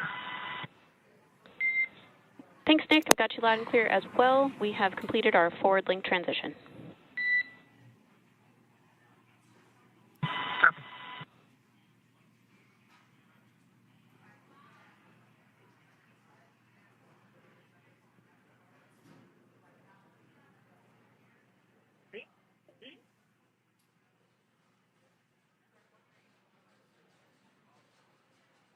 And Jaden, if you did just want to go ahead and let us know what is next to retrieve the crew, we are continuing to get some great views on our screen, but I know you have an even better view yourself. Oh, yeah, Sandra, this view is absolutely unbeatable. So just to kind of finish off what I was saying is once that side hatch of the spacecraft is open, that crew will be assisted out of the capsule one by one from NASA and SpaceX medical personnel, where they will then head to the med bay. And after those medical checks, they will get on that first helicopter out and arrive at the airport, where they will then board a NASA plane and then head back to Houston, Texas at the Johnson Space Center to begin their post-flight period. And we're eager to see the Crew 9 astronauts back on Earth, and we'll keep you updated on every moment of this process. And with that, I'll toss it back over to you guys in Hawthorne. Thank you so much. That was Jaden Jennings, NASA Public Affairs Officer, who watched Freedom splash down firsthand from the recovery vessel Megan. Thanks so much, Jaden. So we are continuing to get these great views on our screen here of Freedom. As we mentioned, it splashed down at 2:57 p.m. Pacific time off the coast of Tallahassee, Florida. The recovery personnel are continuing to step through procedures to hoist Dragon onto the recovery vessel Megan there, which is now coming into view. You can see just how close Megan is at this point. And that's that helicopter pad that Jaden was just discussing, where the crew will fly off of onto the coast of Florida, and then eventually they'll fly back to Houston. Just underneath that helicopter pad is that translation deck where we will see the nest once it is loaded up with the Dragon spacecraft on board. The nest will be translated to the forward end of the recovery vessel, and that is where our Crew 9 team members will egress from the Dragon spacecraft. Now, here on your screen, we can see dolphins, actually, who want to come and play with Dragon. Now, one of the fast boats there in place working to assist the recovery team member. It's incredible. I just love these views. We really see them even better in daytime, but just seeing the recovery team work in tandem to step through each step, to step through each operation. Obviously they're getting quick assists from the honorary part of the recovery team, those dolphins in the water there. Now, the recovery team member that is crawling around the Dragon spacecraft. Earlier, we saw a view where it was like a spider monkey pose. We can see that individual now standing in the bucket where the main parachutes were stored while Dragon was on orbit. Obviously, those main parachutes were utilized for Splashdown today. They were deployed and cut from the Dragon capsule, and one of the other fast boats of the recovery team working to pull those out of the water. Now, the recovery team member that is there working on top of the Dragon capsule. Earlier, we saw that person performing safety checks. Now we can see some harnessing being placed around the capsule. This harnessing is what will be used to lift the Dragon capsule out of the water and onto the recovery vessel. Wow, we got a cute little pod of dolphins. It wasn't just one or two. I mean, that water just looks beautiful. We had ideal splashdown parameters today. Obviously, wave height, ne'er a concern. The weather is beautiful, as Jaden mentioned, in the 60s, sunny. Looking forward to seeing Crew 9 exit the capsule here shortly once they get hoisted onto the recovery vessel Megan. We can see that recovery vessel slowly but surely closing the distance there between... Oh, dolphin cam back again. We can see that the Dragon capsule and the recovery vessel, that distance is closing. Again, this is just one more step as we continue to work recovery operations for Dragon Freedom, and we anticipate the lift of the Dragon capsule to occur here in just a few minutes. Now, once all of the rigging is on the capsule and it's hooked up to the recovery vessel, we will see the hydraulic arm, which is that kind of like bridge-like structure there at the aft end of the recovery vessel. We'll see that articulate backwards, and that's a good sign that we're getting even closer to pulling the capsule out of the water. It will then move forward, and the capsule will be placed inside of what you can see there is basically a basket. We call it the nest, Dragon nest, where that's where the capsule will be placed in order for it to be translated to the forward end of the vessel and for the astronauts to egress. And before that does take place, we'll have potentially views of the rigger go ahead and jump off of the spacecraft there. That typically occurs when the spacecraft is a little bit closer to the recovery vessel, and we usually get a really good view of that particular operation from one of the onboard cameras from the recovery vessel. That is an operation that I have a lot of respect and admiration for, that individual that does that.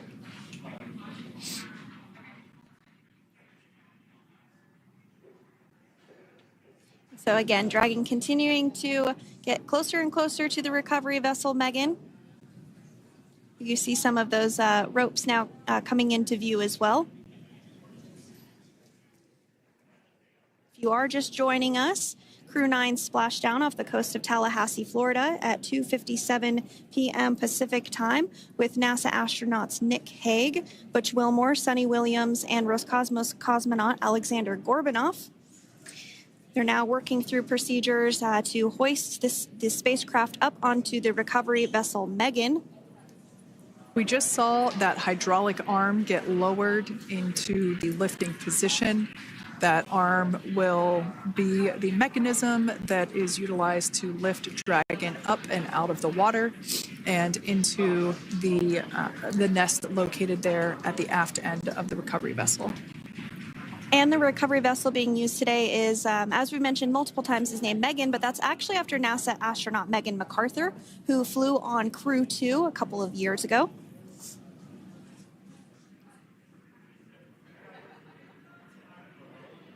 We're getting some views now from actually inside the boat.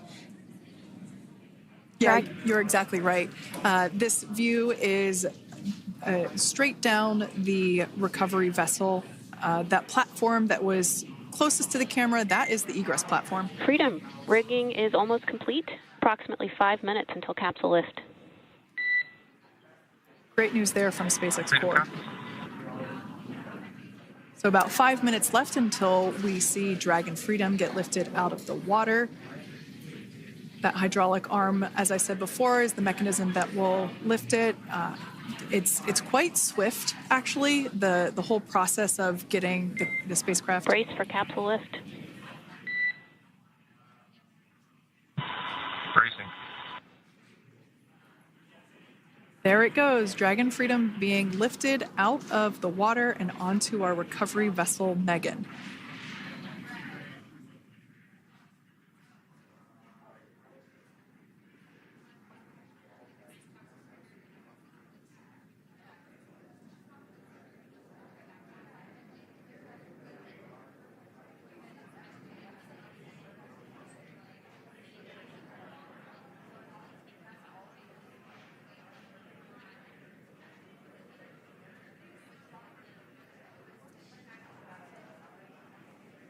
So once securely on...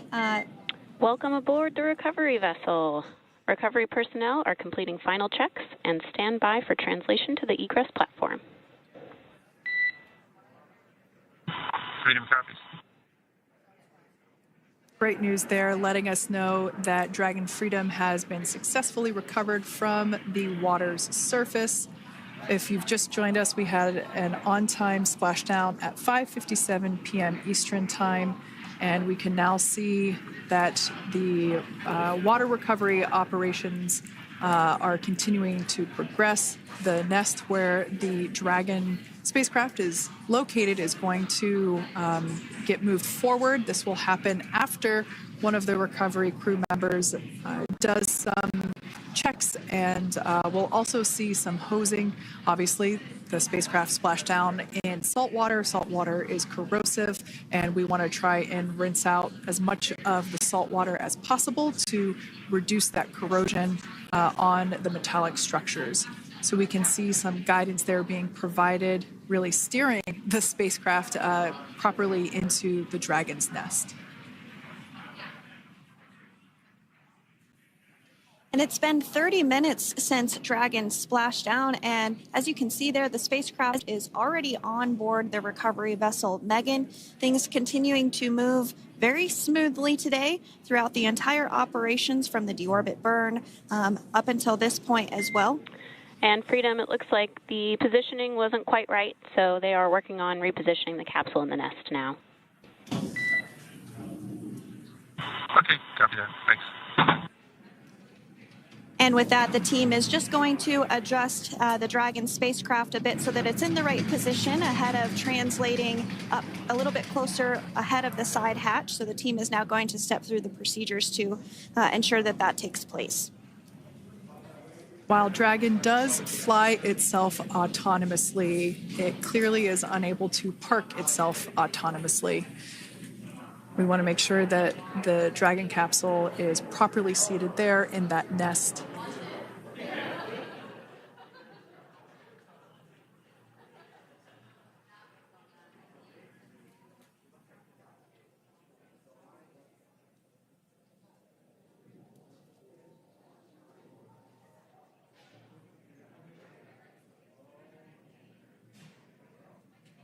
Once Dragon is fully seated in the nest, we'll probably see a bunch of that salt water come out from the bucket there located underneath the side hatch. See some salt water splash out. As I mentioned before, one of the recovery team members will begin hosing down the exterior of the spacecraft.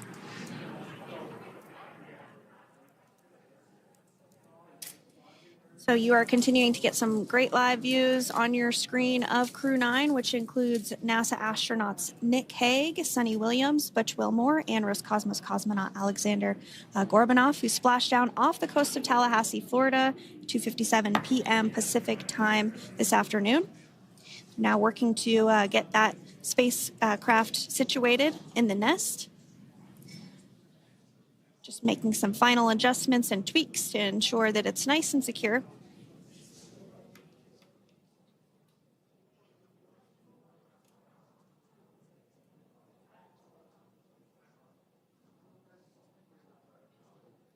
Once the spacecraft is seated and secured and oriented correctly in the nest, Dragon will be moved into the hangar located underneath that helipad that we saw earlier from the aerial views during recovery.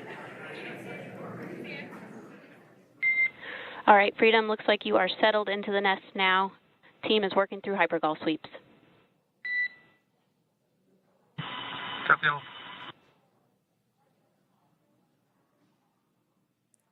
Call out there telling us that the recovery team is doing the second round of those hypergolic sweeps.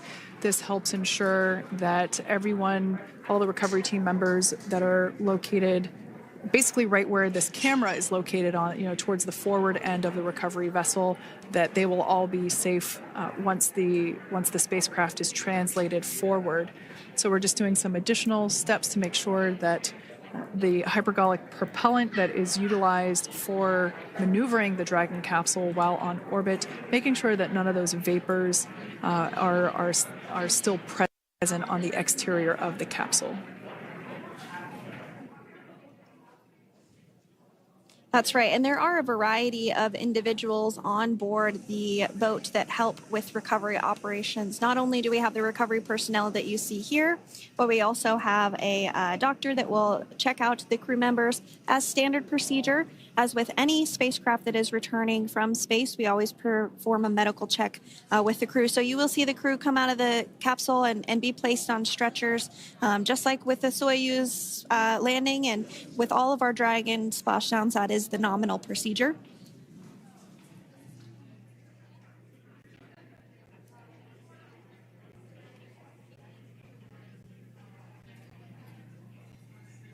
We'll stand by to see Dragon Freedom translate or scooch up a little bit closer to the camera angle that we're seeing right here. And then teams will step through procedures to get that side hatch opened. You see it right in the dead center of your screen there. It's kind of that rectangular shape. It has not been opened since Crew 9, which included Nick Hague and Alexander Gorbanov, launched back in September from the Kennedy Space Center in Florida. So that will be the very first time that hatch is opened. Once docked to the International Space Station, crew enter through the top hatch, which was where the nose cone is now closed. That's the hatch that they actually utilize to go ahead and get inside the International Space Station.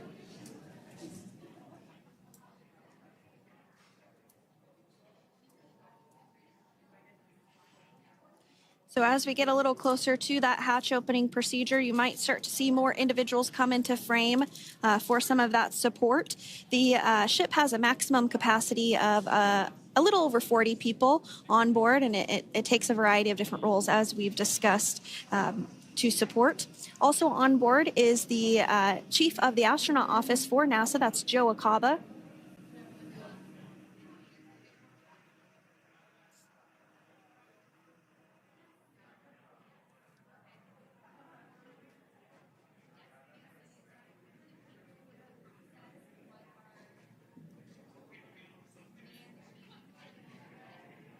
Now, while we are standing by for translation of the Dragon spacecraft to the platform there, the recovery platform that we see in the foreground, it is important to note that Nick, Sunny, Butch, and Alexander will be getting assistance from the recovery teams while exiting the spacecraft. This is the same process for any returning long-duration crew members.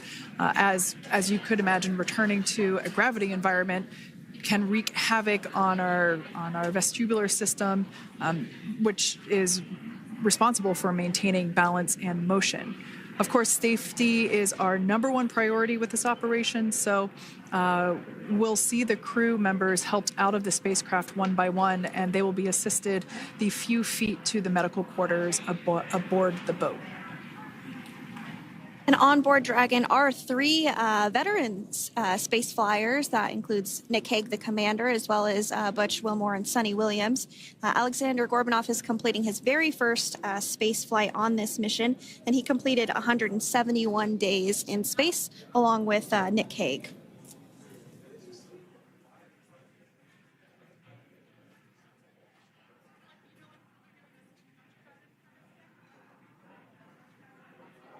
For those of you that have just recently joined us, well, I would encourage you to hit that rewind button and go back a few minutes. It was a beautiful splashdown of Dragon Freedom with the Crew 9 cohort on board.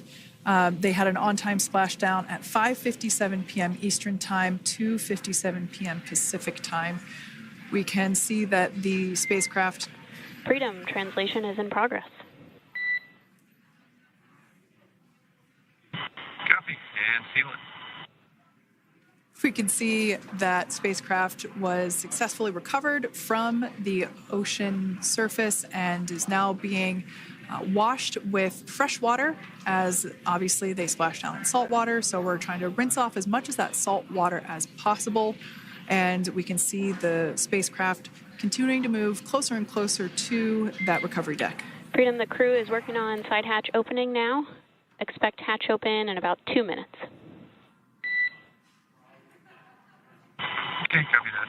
And Kira, just wanted to say that to you guys, you and the team did an awesome job, both uphill and downhill. Just really, really impressed. Thank you. Thanks, Nick. It's been an honor. This is a pretty exciting moment coming up. We are working to open the side hatch. One thing that may not be obvious from, just looking at the spacecraft here is that this side hatch that we're about to open, the last time it was open was when this spacecraft was at the launch pad. This side hatch is what is used for initial capsule ingress and final capsule egress, but all comings and goings from the spacecraft while it is on board the space station are from the forward hatch, which is located at the top of the spacecraft under that nose cone. So this is a pretty exciting moment because it will be the crew's first breath of fresh air since boarding their ships at the start of their journeys last year. And the very first person that will have the opportunity to say hello to the crew once that hatch is open is a SpaceX medical recovery personnel representative. Then we'll see procedures take place to remove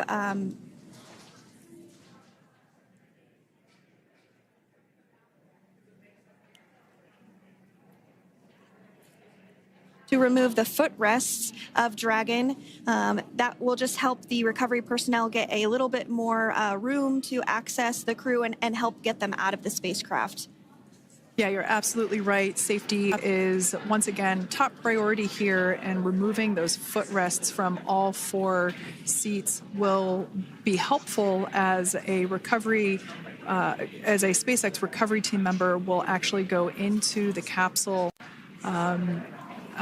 into Dragon Freedom to help the crew members unbuckle and stand up, and essentially we'll also see a fun little slide be put in place to help the crew members exit the spacecraft safely. So yeah, we're going to remove all 4 of those footrests to basically give a little bit more working room inside the spacecraft. That's right. And we did hear the go for that hatch opening, so we're just a couple minutes away from being able to see that. And then we might be able to get the chance to see a couple of views inside of the Dragon and see the crew following their splashdown. Now, opening that side hatch isn't quite like opening, the door to your car. We have to depress the seal around the side hatch, as well as, we'll now see them open that side hatch up.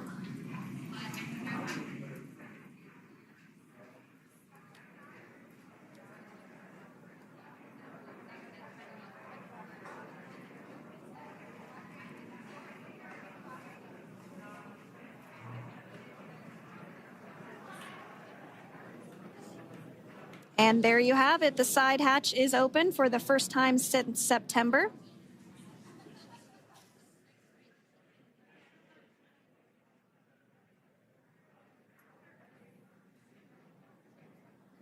We can see some of the protective equipment there that was brought into frame that will help protect the edge of the side hatch. One, from any potential damage. Oh, we can see the recovery crew member there taking photos of the side hatch seal. This is part of the standard operation for recovery. These photos will get saved into our procedure.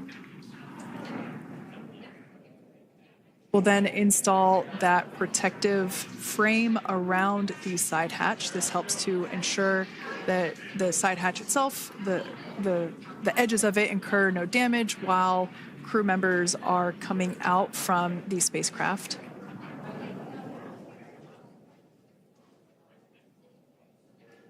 If you missed it, there was also a recovery team member that went inside. So there are now 5 people on board the Dragon spacecraft.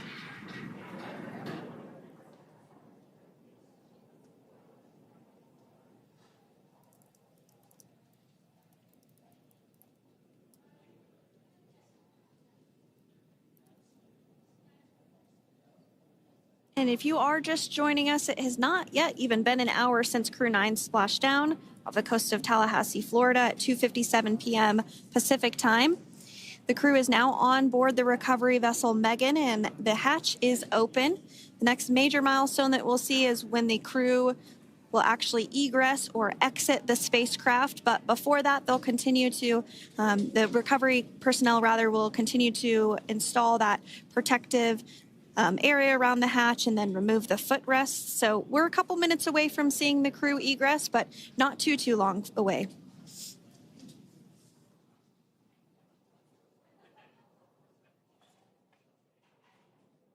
We'll probably see those footrests being handed out here in the near future, as I mentioned before. Oh, of course, we got to get a well-documented photo of the moment. Although we can't see it from here, I'm pretty sure there are 4 smiles on board right now.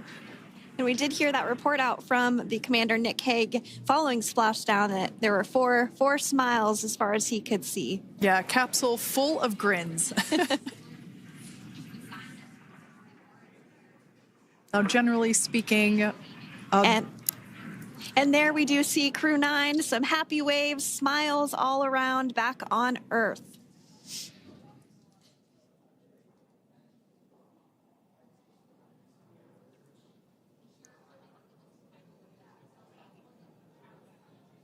Generally speaking, we have the individuals in the 2 center seats of the spacecraft exit first. You might hear us refer to this as the exit process as egress. It's just another term for exiting the spacecraft. Generally speaking, we most of the time have the 2 center seats egress first, as it makes moving around inside the capsule a little bit easier.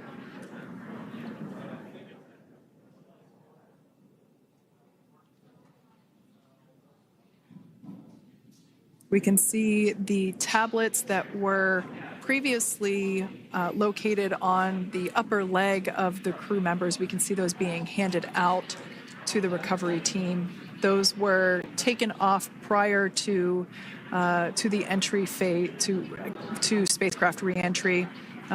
Those had to be stored and secured prior to dynamic operations.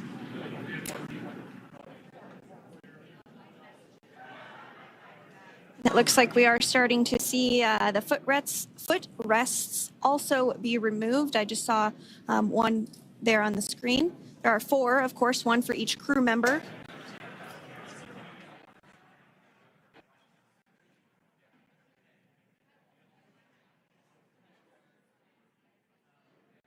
Those footrests are made out of carbon fiber and are actually sized appropriately for each crew member, as everybody has different measurements and different leg lengths. Same goes for the armrests and the bucket length of each seat. We size those appropriately for the crew members and to ensure their comfort and safety. I believe we just saw the little ramp that is used to help slide the crew members out from inside the spacecraft. And once the crew does exit Dragon Freedom, they will be placed on to a stretcher to go to a medical bay for medical checkouts. This is standard procedure for all Dragon spacecraft flights that Splashdown crewed, as well as for our Soyuz spacecraft that land in Kazakhstan.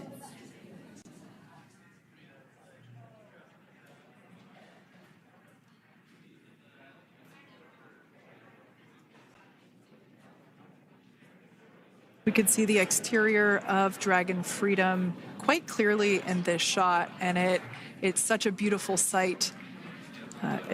I personally prefer the capsule when it has some of that charring from atmospheric reentry. It is the signature sign of a capsule that has returned to Earth.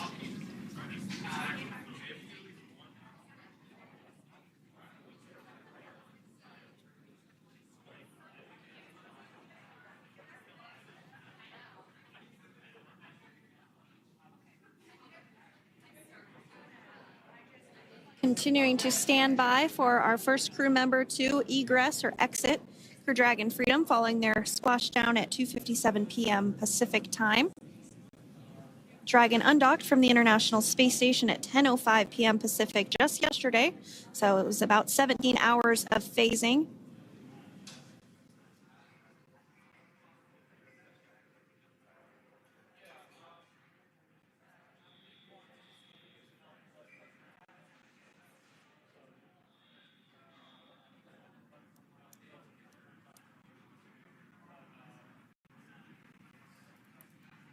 And while on board the International Space Station, Crew 9 contributed to 900 hours of science, over 150 research experiments and investigations, making great use of the microgravity lab of the International Space Station, which celebrates 25 years of continuous human presence this November.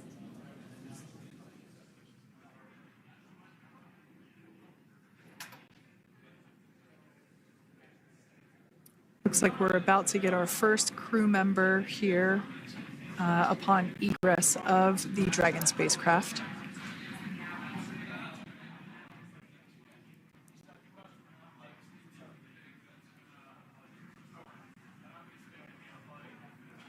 So we are standing by for that egress. Outside of Dragon, you do see one of those stretchers. This is the expected procedure as the crew will be taken to medical facilities following their exit from Dragon.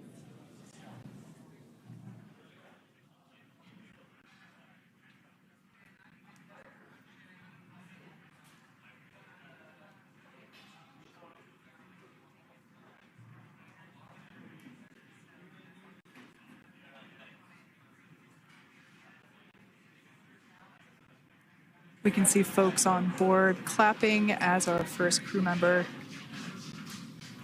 And that is NASA astronaut Nick Hague, commander of Crew 9, now out of Crew Dragon Freedom. Some smiles, thumbs up, and a wave. Can't get any better than that. Yeah, that is one happy camper, that's for sure. As we said before, it is standard procedure for all of our long-duration crew members to receive assistance upon egressing from the spacecraft.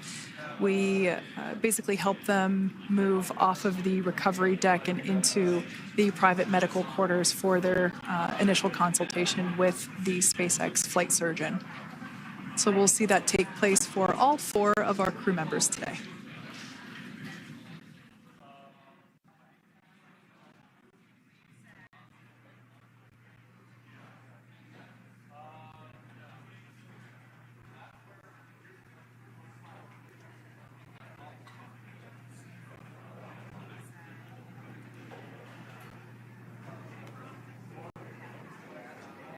And we are standing by for the next crew member to exit Freedom.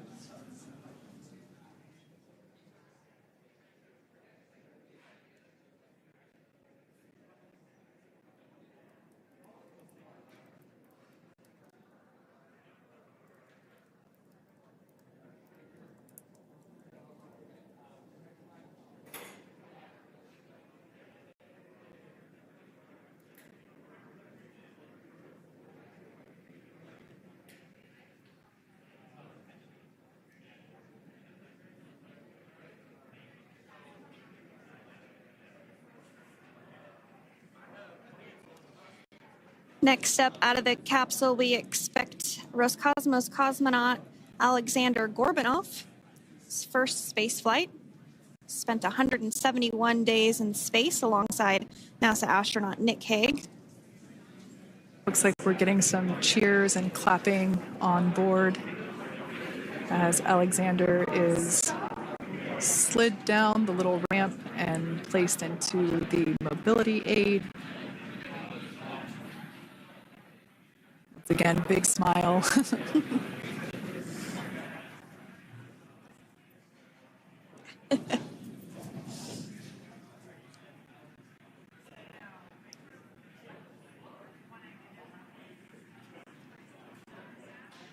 Now, the two crew members remaining in Dragon are NASA astronauts Sunny Williams and Butch Wilmore. They completed 286 days in space. One of the remaining footrests being removed from the Dragon spacecraft.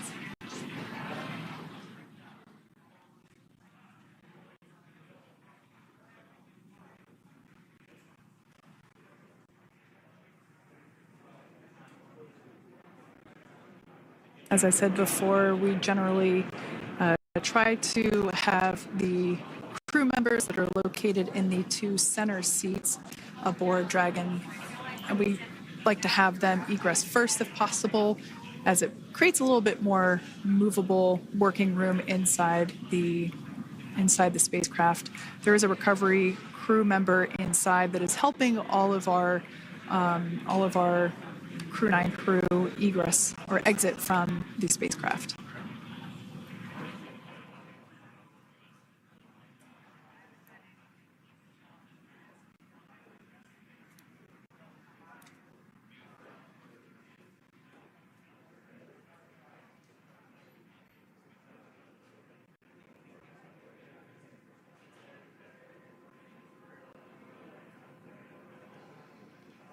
We are standing by for the next crew member to egress or exit Crew Dragon Freedom following the splashdown not even an hour ago at 2:57 p.m. Pacific time.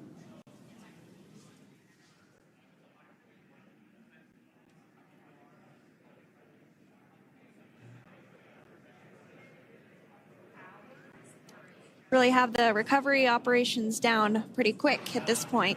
Yeah, it's pretty incredible to think that, just 5 years ago when we were doing the initial demonstration missions of the Dragon for Crew Dragon, that now we're under about 30 minutes for, to retrieve the spacecraft from the water, and just several minutes here while it's been on board, and to get everyone, really to get that side hatch open.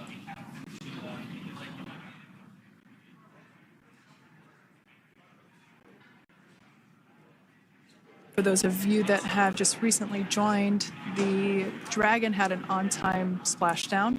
It looks like we're getting our next crew member here. That is none other than Sunny Williams. Big smile, big waves.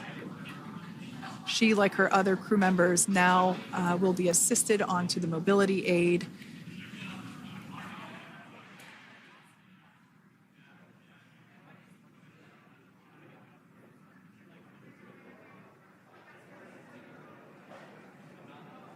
There we have it, some waves, some thumbs up, and some smiles. Definitely seems to be a theme among all recovery operations. Absolutely. And of course, that leaves NASA astronaut Butch Wilmore inside Dragon in seat 4,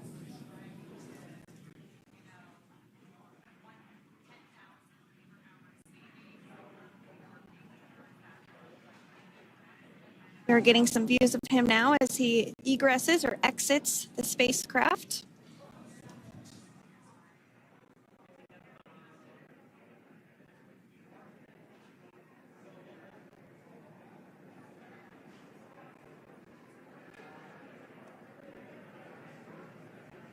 Once again, some elation and cheers there from Butch Wilmore. As we mentioned before, returning to Earth coming from a microgravity environment can wreak havoc on the body. So it is customary and just standard procedure for all of our long-term space residents to get assistance once they are back on board the recovery vessel.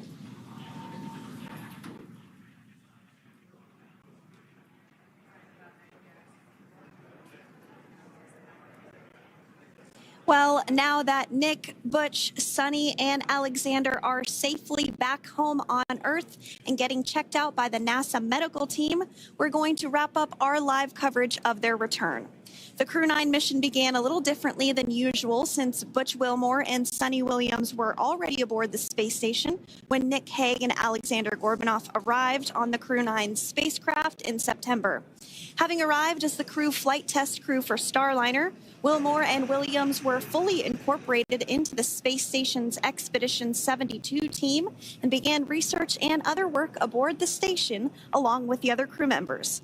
Williams commanded the orbiting laboratory for much of the expedition. After a successful liftoff and separation from Falcon 9, Nick and Alexander made a short flight on board Dragon to the International Space Station. Veterans of long-duration space station missions, both Williams and Wilmore conducted spacewalks during their 9 months in space. Like all crews on the station, Crew 9 had the ability to leave at any point had there been an emergency. With their full-duration mission coming to an end, the crew began packing up their personal items for their return to Earth about a week ago and worked through tasks and shared lessons learned with Crew 10 teams as they arrived a few days ago. Their journey home began about 17 hours ago when they closed the forward hatch to Dragon and undocked from the space station at 10:05 p.m. Pacific, 1:05 a.m. Eastern. After 4 successful departure burns and a phasing burn to line up their orbit, Nick, Butch, Sunny, and Alexander rested for a few hours before waking up to prepare for re-entry this morning. We jettisoned Dragon's trunk and performed our final on-orbit maneuver, the approximately 7.5-minute-long deorbit burn, and that occurred at 2:11 p.m. Pacific, 5:11 p.m. Eastern Time. And that sent Dragon on its path home. The spacecraft re-entered the Earth's atmosphere and slowed its descent with successful deployments of 2 drogue parachutes and 4 main parachutes, with the final splashdown occurring off the coast of Tallahassee, Florida at 2:57 p.m. Pacific, 5:57 p.m. Eastern. Following that successful splashdown, we saw SpaceX recovery experts move in and prepare Dragon Freedom for its lift onto the recovery vessel. And just a little less than an hour following splashdown, we saw Nick, Sunny, Butch, and Alexander make their way out of Dragon and into the recovery ship's medical facilities, safe and sound. Next up, they'll catch a helicopter flight back to shore, where they'll transfer to aircraft that will take them home. The astronauts will take a NASA plane for the short flight back to Houston, where they'll be reunited with family and friends to bring an end to this mission. It's been an honor and a privilege to share their journey with all of you as we continue this new era in human spaceflight. Return today marks the end of the direct handover we executed after successfully launching the Crew 10 mission to the space station just last week on Friday, March 14th. Thank you, as always, for joining us for tonight's coverage of the splashdown of Crew 9. Remember to follow SpaceX on X and NASA online and on social media for updates for the very latest on crew and cargo flights to and from the International Space Station. And we'll continue to share the progress of Nick, Sunny, Butch, and Alexander on social media as they travel back home. We do also have a post-splashdown media briefing coming up at approximately 4:30 p.m. Pacific, 7:30 p.m. Eastern, where leadership will share a final update as we conclude this successful mission. So, from all of us at NASA and SpaceX, welcome home, Crew 9. So long.